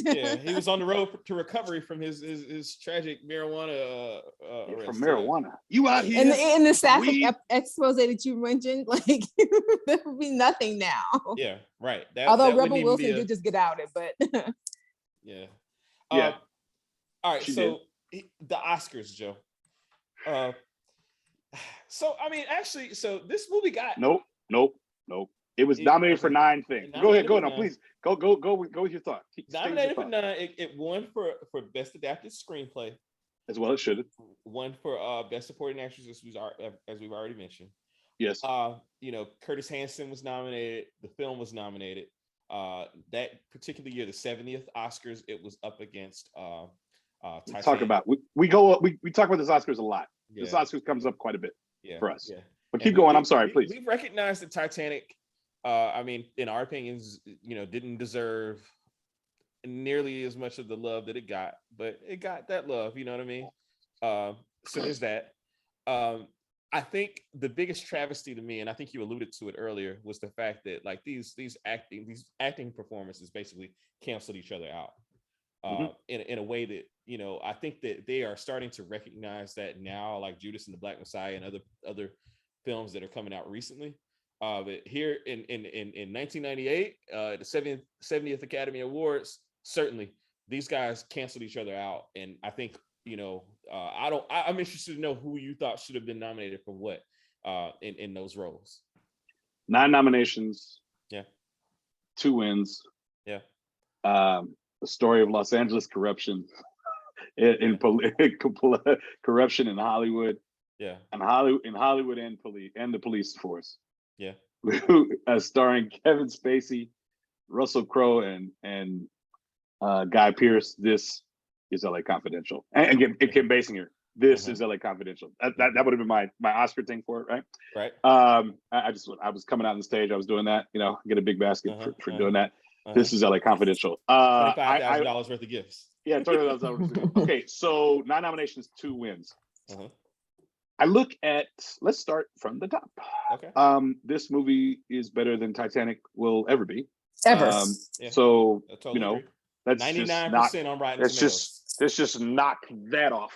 Let's just take that away, right? Yeah. Yeah. So even better than the last 30, 40 minutes of Titanic, which I think were great. When the ship is going down, I think it's awesome. To me, that's the movie. That's the movie to me. Yeah. That's the part I love. Could have kept the other. Like, I would have been just fine with everything. 400 minutes of the movie. Yeah, 400 minutes prior to, fine. I saw it at Phipps Plaza. Went to bathroom like 4 times. I was there like, good Lord, how long is this movie? Right. So still here. Yeah, good God. Yeah. You must have really liked her. Yeah, I did. I did. There's nothing I fear. Having said that, good point. Having said that, I look at Best Actor. So after I've already said Best Picture, you should have won that. So the win total should be a 3. Then I look at Best Actor. Okay, you know, I love Jack. I got no problem with that. Sure. But let's look at the nominations, though. Yeah. Okay. Let's look at them. So Matt Damon, Good Will Hunting, of course. Wow, that's a tough year. Yeah, it's extremely tough year. You got Bobby Duvall in The Apostle, which I never saw. Peter Fonda and Ulysses Gold, which I never saw. But Dustin Hoffman and Wag the Dog. See, so this is where I have an issue. Yeah. Either you definitely take, to me, you could remove Hoffman and you could probably put Bud White. You could probably put Russell. You give Russell Crowe, personally, you give Russell Crowe that spot. And the reason, and you give him that spot, and or you innovate and go to 6, and then you figure out, is it Spacey? Is it Spacey, or is it Pierce? And who eats up the screen? It's Spacey. Yeah. He is enormous. Yeah. He's everything. And to me, he gives, of all these people nominated, he gives Nicholson the most run for his money. Nicholson gets to act like a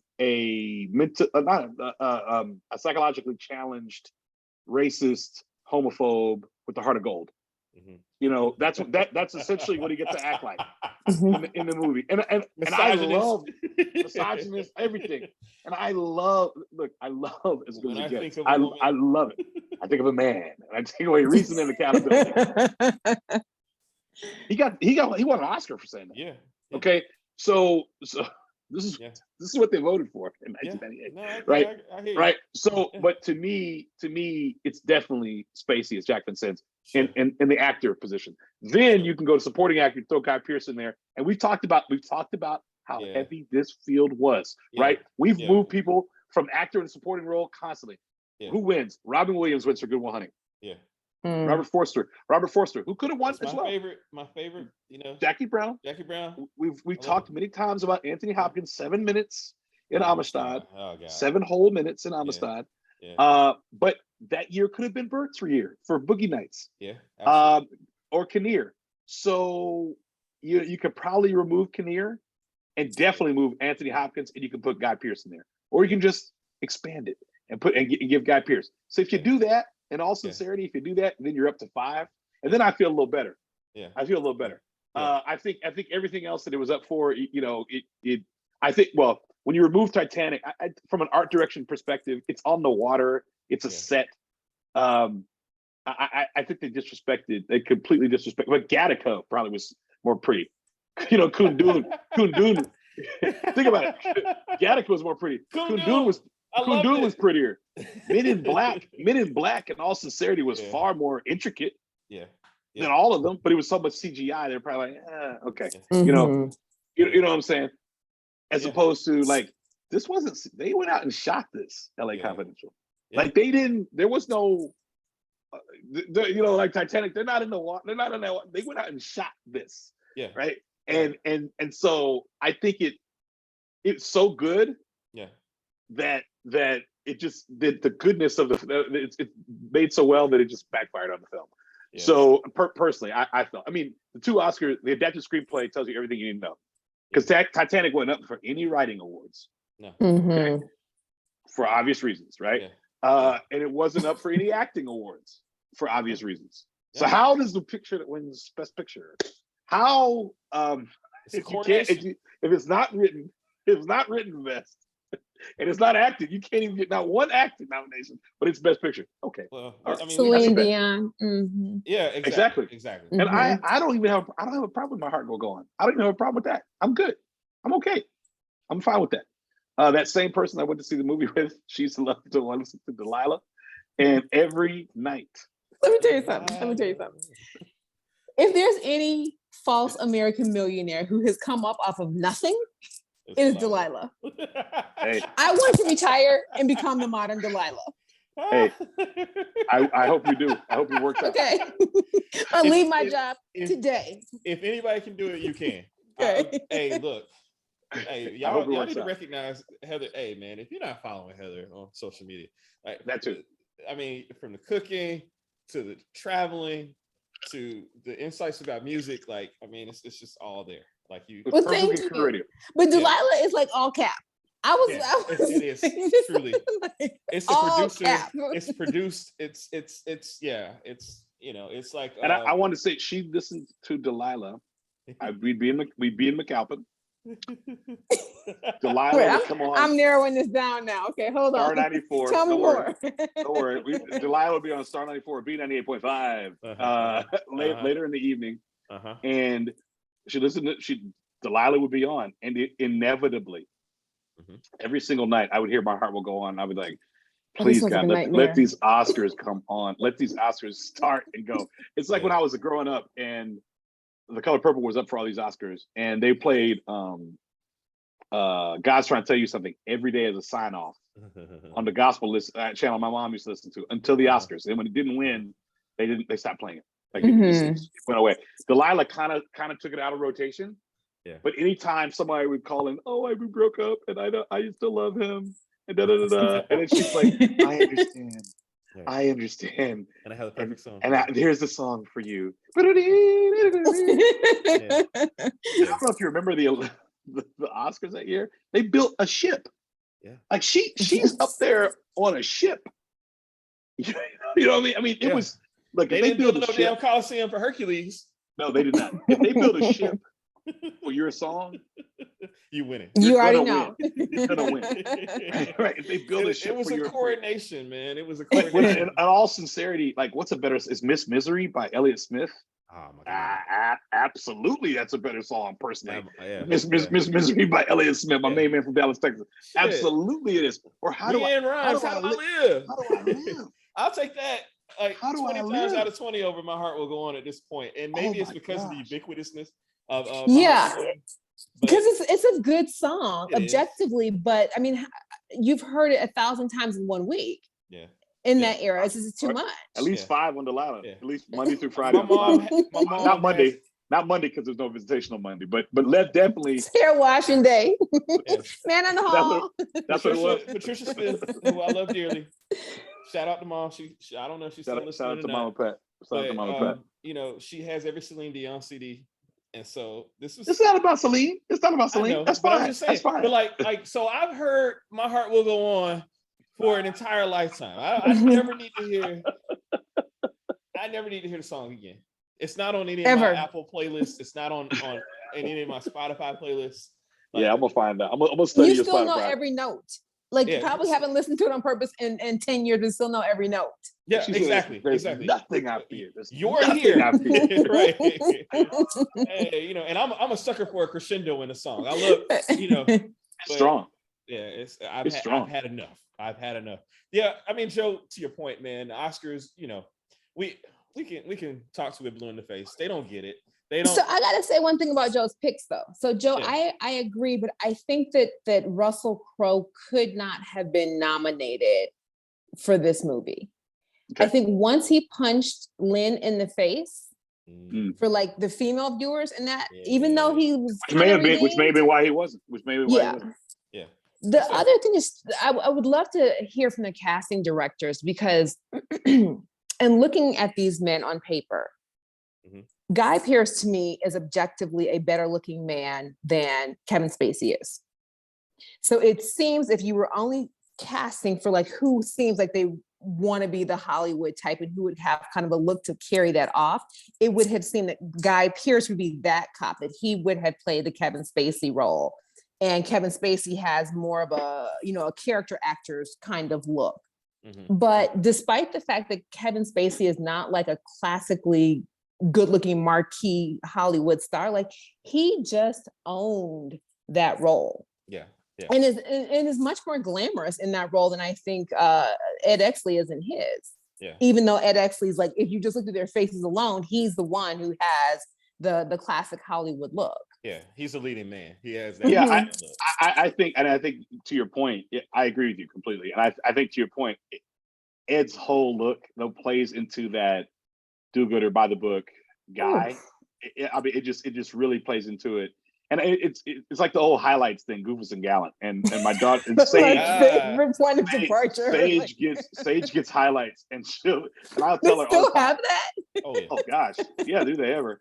And now they have explanations of each Goofus and Gallant. And I'll be like, oh, I hate Gallant, like Sage. And so she as they say, read me the Goofus and Gallant. So she'll read it. She's like, who are you with, Goofus or Gallant? Goofus all day. I usually, in my heart, I'm with Goofus, but Gallant has some points now. Gallant has some points. But growing up, Gallant was always right. Goofus was ridiculous growing up. Goofus was goofy. Like, why are you doing this? And so this is literally. I don't think anybody else is Goofus, but he was definitely Gallant. I mean, he's very he's Gallant. Yeah. The beauty of Spacey's, the beauty of Jack's character, the character of Jack Vincennes, is that he's a little older. So he's already had his time as the beat cop. He's done his thing as the detective, and he's done his political stuff. So he can get the cushy job where he has the access to the Hollywood life. Yeah, the consultant. You know what I mean?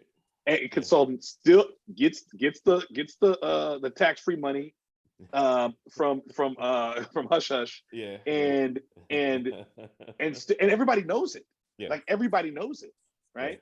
Yeah. If you remember, like Dick mentions it. He said, the one that that magazine that Vincennes skims for, right? Of course, he knows Vincennes. Of course, they all know each other, right? So I mean, he knows it too. Everybody knows it too. But it's like it is what it is. I think to your point, he needed it more. He needed to be on the scene because, as we know, if you're there, if you're there. Sometimes it doesn't matter what you look like. Okay, if you have access, to that life, or just by being in the room, that's enough. That's more than enough, regardless of what he's making per year, per month, or whatever. He's there, and that's he's already up 500 points by just being in the room where the young starlets are. Yeah. So as unbelievable as it seemed the whole time, personally, but I love the character. To your point about Bud, you're right. He couldn't have gotten there with that, but at least they could have Jack Vincennes definitely gives Melvin Udall a run for his money, and literally to me, he runs him off the screen. He runs him right off the screen, and to me, he's best actor that year. And when did American Beauty come out? How many years after this? 2 years later, 99. Okay. Yeah. I saw that at the what was it? Buckhead Backlot. I said Looking Black back. Cloud. Yes, that was the first one Yeah, with the food. Yeah, that was with the yeah. food. That hey, Yeah. Across the street from Mojo. let me tell you something. Hey. That was look, if you went to the back lot, You were living. Yeah. that was That real was love. the date. I'm searching for the real love. Yeah. Hey. Man. I want to say something real quick. I was Yeah. supposed to take someone else to that, Uh-huh. but she objected to the poster and the subject matter. So I took someone who With the did not object. rose. Yeah, she said it was a little racy. Oh, what is like? Okay, well, I'll call somebody. I know who will go. I know who will I go. got one that likes that. Yeah, it's cool. No problem. One of Thank Pierce you. Patch's girls. Exactly. Like, no problem. You know, whoever talked about is Pierce Paget. We have not talked about this character. What do we make Pierce of him? there are no Black women in this movie. Not a one. Not one. But they were in the background. They were at Pierce's house. Pierce, whatever you like, Pierce had some sisters somewhere in there. Oh yeah. And I had to Oh, like go to a absolutely. party. He had a Dorothy He had a Dandridge. Dorothy Dandridge and a Lena Horne. Yeah. He had a Lena Horne and a Dorothy Dandridge. Yeah. If I had to pick one to party with, and I'm not saying I get it down like Pierce gets down, but if I could go to a party and to experience, I want to go to Pierce's party in the Hollywood Hills with the dope house and all the things. Yeah. It seemed like it had it going on. That's so prior to the elegant. Playboy Mansion. Yeah. Everything about it was elegant and Message. clean. Playboy Mansion. That's it right there. That's the prototype. That's what he's doing. Back when he was in the garage, and Hef was in the garage. Yeah. He was doing this at his house, hosting these parties and had this service. Yeah. Which I would have loved a little more exposition on, like, how did you get here?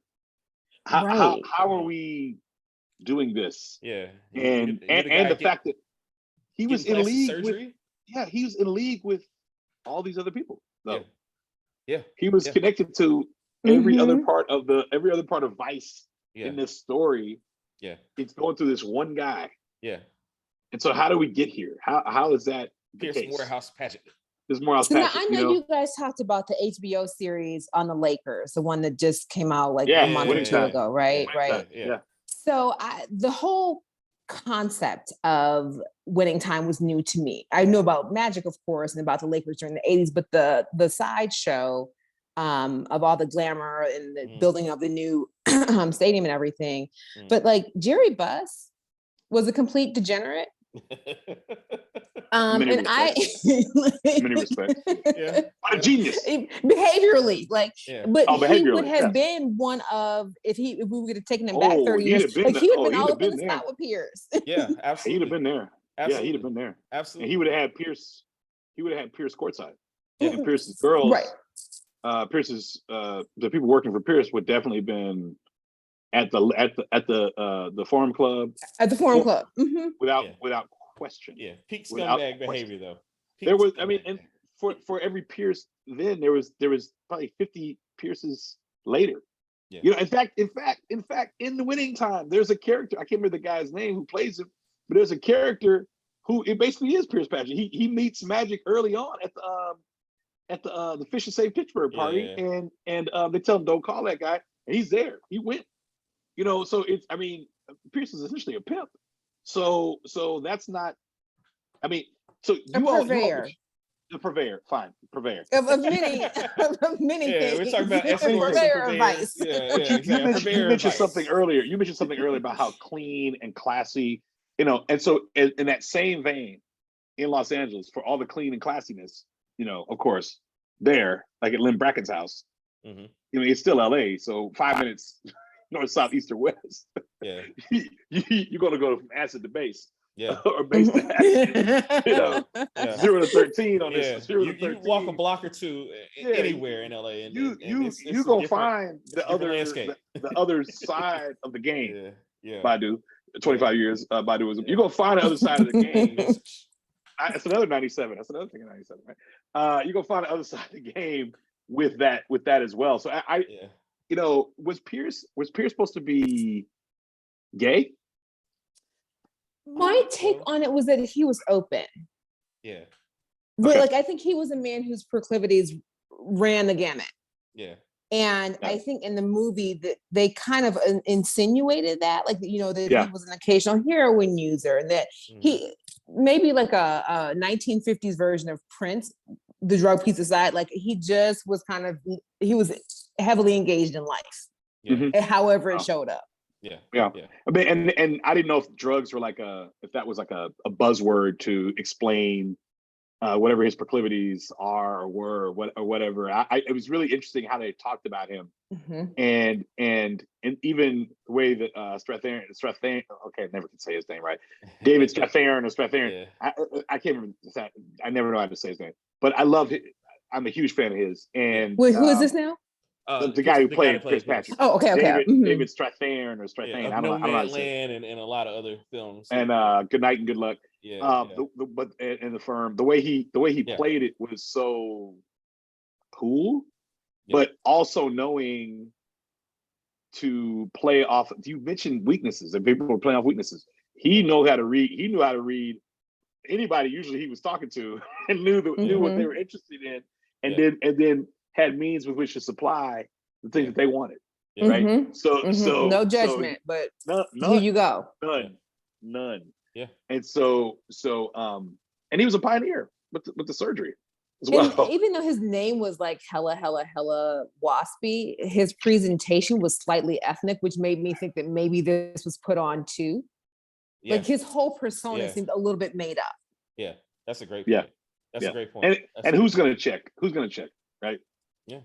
And in Hollywood, that could happen, right? Like you literally come and invent yourself. Exactly. And he People seemed went to like Hollywood that. that purpose, right? Yes. Just create a whole new persona, right? And it worked out. Because you know his name was not Pierce Patchett.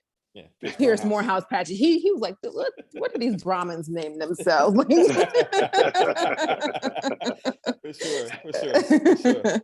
sure. Yes. Before we close out, I definitely want to touch on the music for this film, because I think, especially for a period piece, and like I'm a big fan of that flavor of music in the 50s. Not quite jazzy, but not quite, like, I don't know exactly how to classify it. And especially in the montage scene, that one particular song, the woman's voice in singing that song just really is kind of very haunting to me. And I really enjoy the music in this film, from Accentuate the Positive during the beginning all the way through. I thought that the music was very, and to that point, the score was nominated, one of the 9 other nominations, and deservedly so. Yeah, it was. But was there a breakout hit from this movie? I don't remember. No, there was not. No, it was all pure. It was because there was no original music in it. Yeah. Got it. Okay. And nothing recharted or anything like that. Like Accentuate the Positive didn't rechart. Making Whoopi was one of the songs there, but which has just been in that was just in gosh, what was that movie called? That was just in Sleepless in Seattle. They did that in Sleepless in Seattle, and that soundtrack, which none of y'all probably knew that soundtrack, but it's okay. Ricky Lee Jones. But keep going. I'm sorry. I'm in a rom-com phase. I watched When Harry Met Sally over the weekend. As well you should. Yeah, I'm in that kind of phase, so I'm with you, Joe. Okay, wonderful, wonderful to hear. You're welcome. But welcome. I mean, I just think that the music, they have to nail the music in a period piece, in a neo noir, and I thought it was very good for this film. The soundtrack and the score, both were just really phenomenal. So I wanted to make sure we mentioned that. Joe, what are your thoughts on the music overall? Did you? Oh, it was strong. They knew what to do. It was the right songs. Definitely the right songs at the right time. And they didn't. It wasn't overbearing. And I like the montages a lot. The music is doing the montages a lot. I mean, the editing was great. Yeah. And the sound effects editing was great. And so I think technically this film is superior. I mean, in every. It's a beautiful movie. It is so in every way. I watched the Siskel and Ebert reaction, their review. Okay. And they were marveling at how beautiful. They said they'd never seen the 50s look so beautiful on film. And it was interesting because it was like, well, it's 1997. Like we've never been here before. You know what I mean? But at the time, right? But to that point, I think the music was just another compliment of that. And Curtis Hanson and crew took their time to make just an outstanding film, which probably wasn't easy to make. And it's something that Heather mentioned about the casting on paper and things of that nature. I thought it was a bold choice. It's almost European, in a sense, a bold choice to go like with no stars, in a sense. Yeah. Yeah. For this film, and maybe that was one of the things that hurt it. Yeah. You know, at the time when it was, you know, not nominations, you couldn't not acknowledge it, but when it's coming to winning time, because it's like, okay, well, I have no feeling, I have no built up history with Guy Pearce. I have limited history with the Spacey guy. He was in this and that, and the TV, and you know, he's never been this. You know, I think he already won for Usual Suspects. So there's but that. it's still kind of niche, right? Like I don't remember Usual Suspects being like a blockbuster film, even though it was well regarded. It's a cult classic. It's a cult classic later. Yeah. College kids. It's a cult classic later, but not at the time. At the time, we were talking about everything else. Yeah. Everything else. Yeah. Than him, right? So and to be perfectly honest, I think really only people in Hollywood saw that movie at the time, right? So they decided, no, we're gonna these are the guys we're gonna have. Yeah, he's an Oscar winner, but you know, okay. But Basinger's the rightfully so. She's the face on the you know what I'm saying? And she was only in for like 20 minutes. Yeah. Hey, it was 20 enough, but she was the face on the poster. It's like half the poster is Kim. I mean, she has me wanting to get a hood. I'm like, I need walking a wine shop with that first scene and the intrigue that Bud has for her and weird. Yeah, it's wild. Like he's instantly drawn to her with the hood and the gloves. You know what I mean? Who is this woman who's coming in and making this order for drinks? And you know what I mean? Like she does something. So this is me on my old lady thing. This is not to like preach to the young women who may watch this, but what this did bring up for me, looking at how they the costume designers engaged elegance and a lot of fabric. She was always fully covered. I think at the very last scene she had on a sundress, but in every other scene, like you could see her hands and her face. Yeah. But there's no sexier, no more alluring depiction of womanhood than in that era than what you saw her doing in that movie. And I'm like, these girls now, like they have on some pasties and a G-string, and that's too much. Trying to do the most, and like you can put it all back on and you're still going to be able to like capture that attention. Like she straight up had her entire head covered and only her face peeking out, and he was still like, you know. Right. You know, it's crazy you say that, because literally it was a black velvet cape. There was nothing, and you couldn't see anything other than the intrigue of a person who, you know, and it's but it's weird too, because I always get a little scared when I watch these things, and it's like a period thing, and it's like maybe too quiet in a store or too quiet in the liquor store or whatever too, and her cape just kind of seemed sorcery like. I don't know, it kind of seemed witchy. She cast a spell. She did. I put a spell on you, right? But to me, the first time when you see her in that thing, I was like, oh gosh. I remember seeing the commercials. And I thought it was like some supernatural. Like, what is this movie about? Okay, I could see that. Yeah. You know, because you see her with the cape. I'm like, why is she wearing a cape? And then by the time I think it's down when she's outside, saying, it's not what you think, like, but thanks for caring, or whatever she says to him outside, when he's got Buzz on the back of the car, and he's ripping his pants and and all that. But to your point, she was smoldering. And she didn't need anything. She didn't need anything else. And look at this. She's whatever age she was. I think she just had her baby. She had Alec Baldwin just had a baby. She looked 43 or 44 then. Yeah, but I think they just had Ireland or Ireland, or whatever. I think she just had the baby. The one that was cussing out. The one who's married to he got a little pig. Didn't he cuss her out on the phone or something? Yeah. Called her, that was like 8 or 9 years. Yes. Okay. These children will try you. Okay. Look out the door, but I understand. These children try you. I just want you to know that. Just real quick, they'll try you. but I just don't call them that, but they'll try you. But she just had the baby, and then I remember reading about that, and then she postpartum, she did the role, and I could be getting the timeline off a little bit, but then you have Helen Hunt, who was near 40 at the time, who won Best Actress as well. It was actually kind of a landmark year for older, comparatively, right? Actresses for that were up for these big awards. Judi Dench was up, and she could read a phone book and be be not, she's a name, sure, and be nominated. But I'm saying, but these were the wins. Yeah, and in a year that was supposed to be Kate Winslet's year, I think Kate Winslet was nominated, wasn't she? Yes, she was. Okay, whatever. And she was what, 22, 23 then? Yeah. In a year, and wasn't nearly the actress that she was 10 years later. I mean, you know what I'm saying? Because baby girl has grown. Oh yeah, absolutely. She's exponentially hers. Exponentially. Yeah. Right. And so I'm saying all that to say, it's like, okay, no, these are where the chops are. Like these people are these not to say she didn't do great, whatever, but these were the actors. Okay. And it was cool. It's something when you mentioned it, Heather, I didn't think about that dimension about just what was sexy or endearing, or what was something that you mesmerizing. And you said she only was on there 20 minutes. And if you think about it, she has the style of the day. What does she look like at the end? Who does she look like at the end of the movie? Do you remember? Sure, her haircut. She just cut her hair. She's Marilyn. She's Marilyn. Ah, yeah. I can totally see with that. the glasses, with the hair.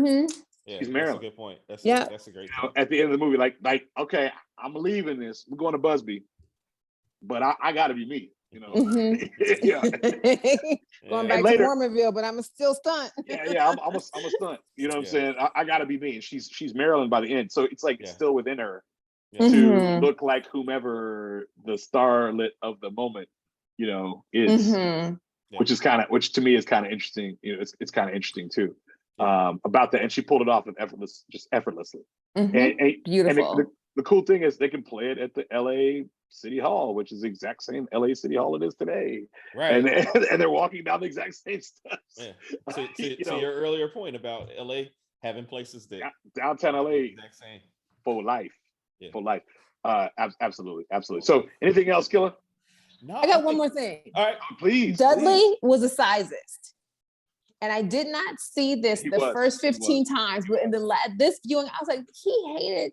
He brought up the size and the physical fitness reports as demerits. Yes. Nothing else. Not they stole. Nope.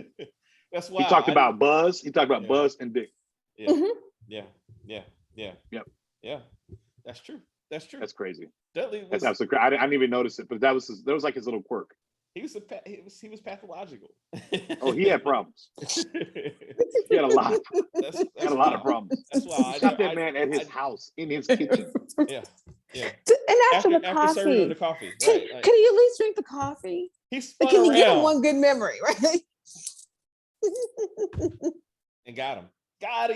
You know who also did? You remember when, in the Untouchables, Connery did something similar, but he wasn't serving anyone. He knew the guy was in his house. Right. And he was playing his record player. He was spinning. He was winding his record player. Gramophone. And his gramophone. And he turned around with the shotgun. Yeah, the sawed-off shotgun. Yeah, and he told him to get out, and then he was stood out there, and that's when they lit him up. Yeah, that's when Nitty lit him up. Yeah, Nitty lit him up, but it wasn't quite like in his own kitchen. And then took him to Echo Park. Like, we don't know how he got here. It appears he's been moved. Right. Yeah, it appears he's been moved. Right. Yes, man. Like that. The corruption. Good Lord. What a great film. What a great film. Absolutely. That was a hell of a movie year, man. A lot of movies in the Pantheon. But this one stands out heads and shoulders above, to our earlier point. Titanic got the awards, but in our hearts and minds, this is the one. And they do go on. Yeah. Indeed. Heather, we got to have you back. Absolutely. I'd love to come back. This has been so much fun. Thank you, Heather. We have to Thank have you. you back on the show. You've been amazing. And certainly have brought a certain, what the French call, I don't know what. No, you're incredible. Lived up to everything I thought this was going to be. So we certainly will have you back on another episode in sometime in the future. Thank you, gentlemen. It's been my pleasure. And so to that point, for the future, I think me and Joe, we had Joe left me a little voicemail. It was an interesting voicemail, and we got some ideas. Oh yeah, you didn't respond, Pally, but I was waiting for this very moment. That's good. We got some ideas. We got some ideas that we're gonna mull over, and we're gonna do some things. Because our favorite. It's a great song, actually, by Blues Traveler. Mulling over, but it's not important. Go ahead. Sorry. I'm moving to Ethiopia in 2 months, right? So Lord have mercy. Like, congratulations. The cradle of civilization. Cradle of civilization. Yes. Addis Ababa. They have this huge Pan-African Film Festival in Ouagadougou, Burkina Faso every year, called every other year, FESPACO. So I'm looking forward to that. I used to live in Burkina. I was in Peace Corps in Burkina, but never got to go to do like cultural things because I was out in the village. So looking forward to seeing some of these continental films and adding that to the mix. Absolutely. Wow. Absolutely. Congratulations. Thank you. Curate that life perfectly with these elements. I love it. Until the next time we see you guys, I got commitment issues. I can't. Joe is a very committed guy. I got commitment issues, so I can't commit to the next time you will see us. But I'll tell you, you will see us again. I'll be in 38. I'm in 38 next week. So I don't know. We'll talk about that. Hey, I'm on family vacation next week. I was putting it on me, so Hey, cool. We should do it from Morehouse on the Vineyard in August. That would be so. There you go. That would be very nice. Now you're talking. Drinks on me. Okay. Thank you. Say less. Yeah. Just the first one. Okay, that's fine. That's fine. So, ladies and gentlemen, until the very next time, we are the Open Tabs Podcast. You can find us on Apple Podcasts. You can find us on Spotify. You can find us on Anchor FM. You can find us on YouTube, and you can see the beautiful Heather Joy Thompson. You should just go to YouTube just so you can, she breaks up the monotony between me and Joe. Praise God. We had to create some thumbnails so people didn't, because Joe and I kept popping up on those thumbnails, but in all seriousness, we really do appreciate everybody that listens to us, that gives us feedback. That shout out to Reese in the Surly Report. I love Reese. Yeah, Chi-Town, stand up. yeah, exactly. So we appreciate you guys. Subscribe, like, all that good stuff, and until next time, we will see you. Peace. Thank you. Take care.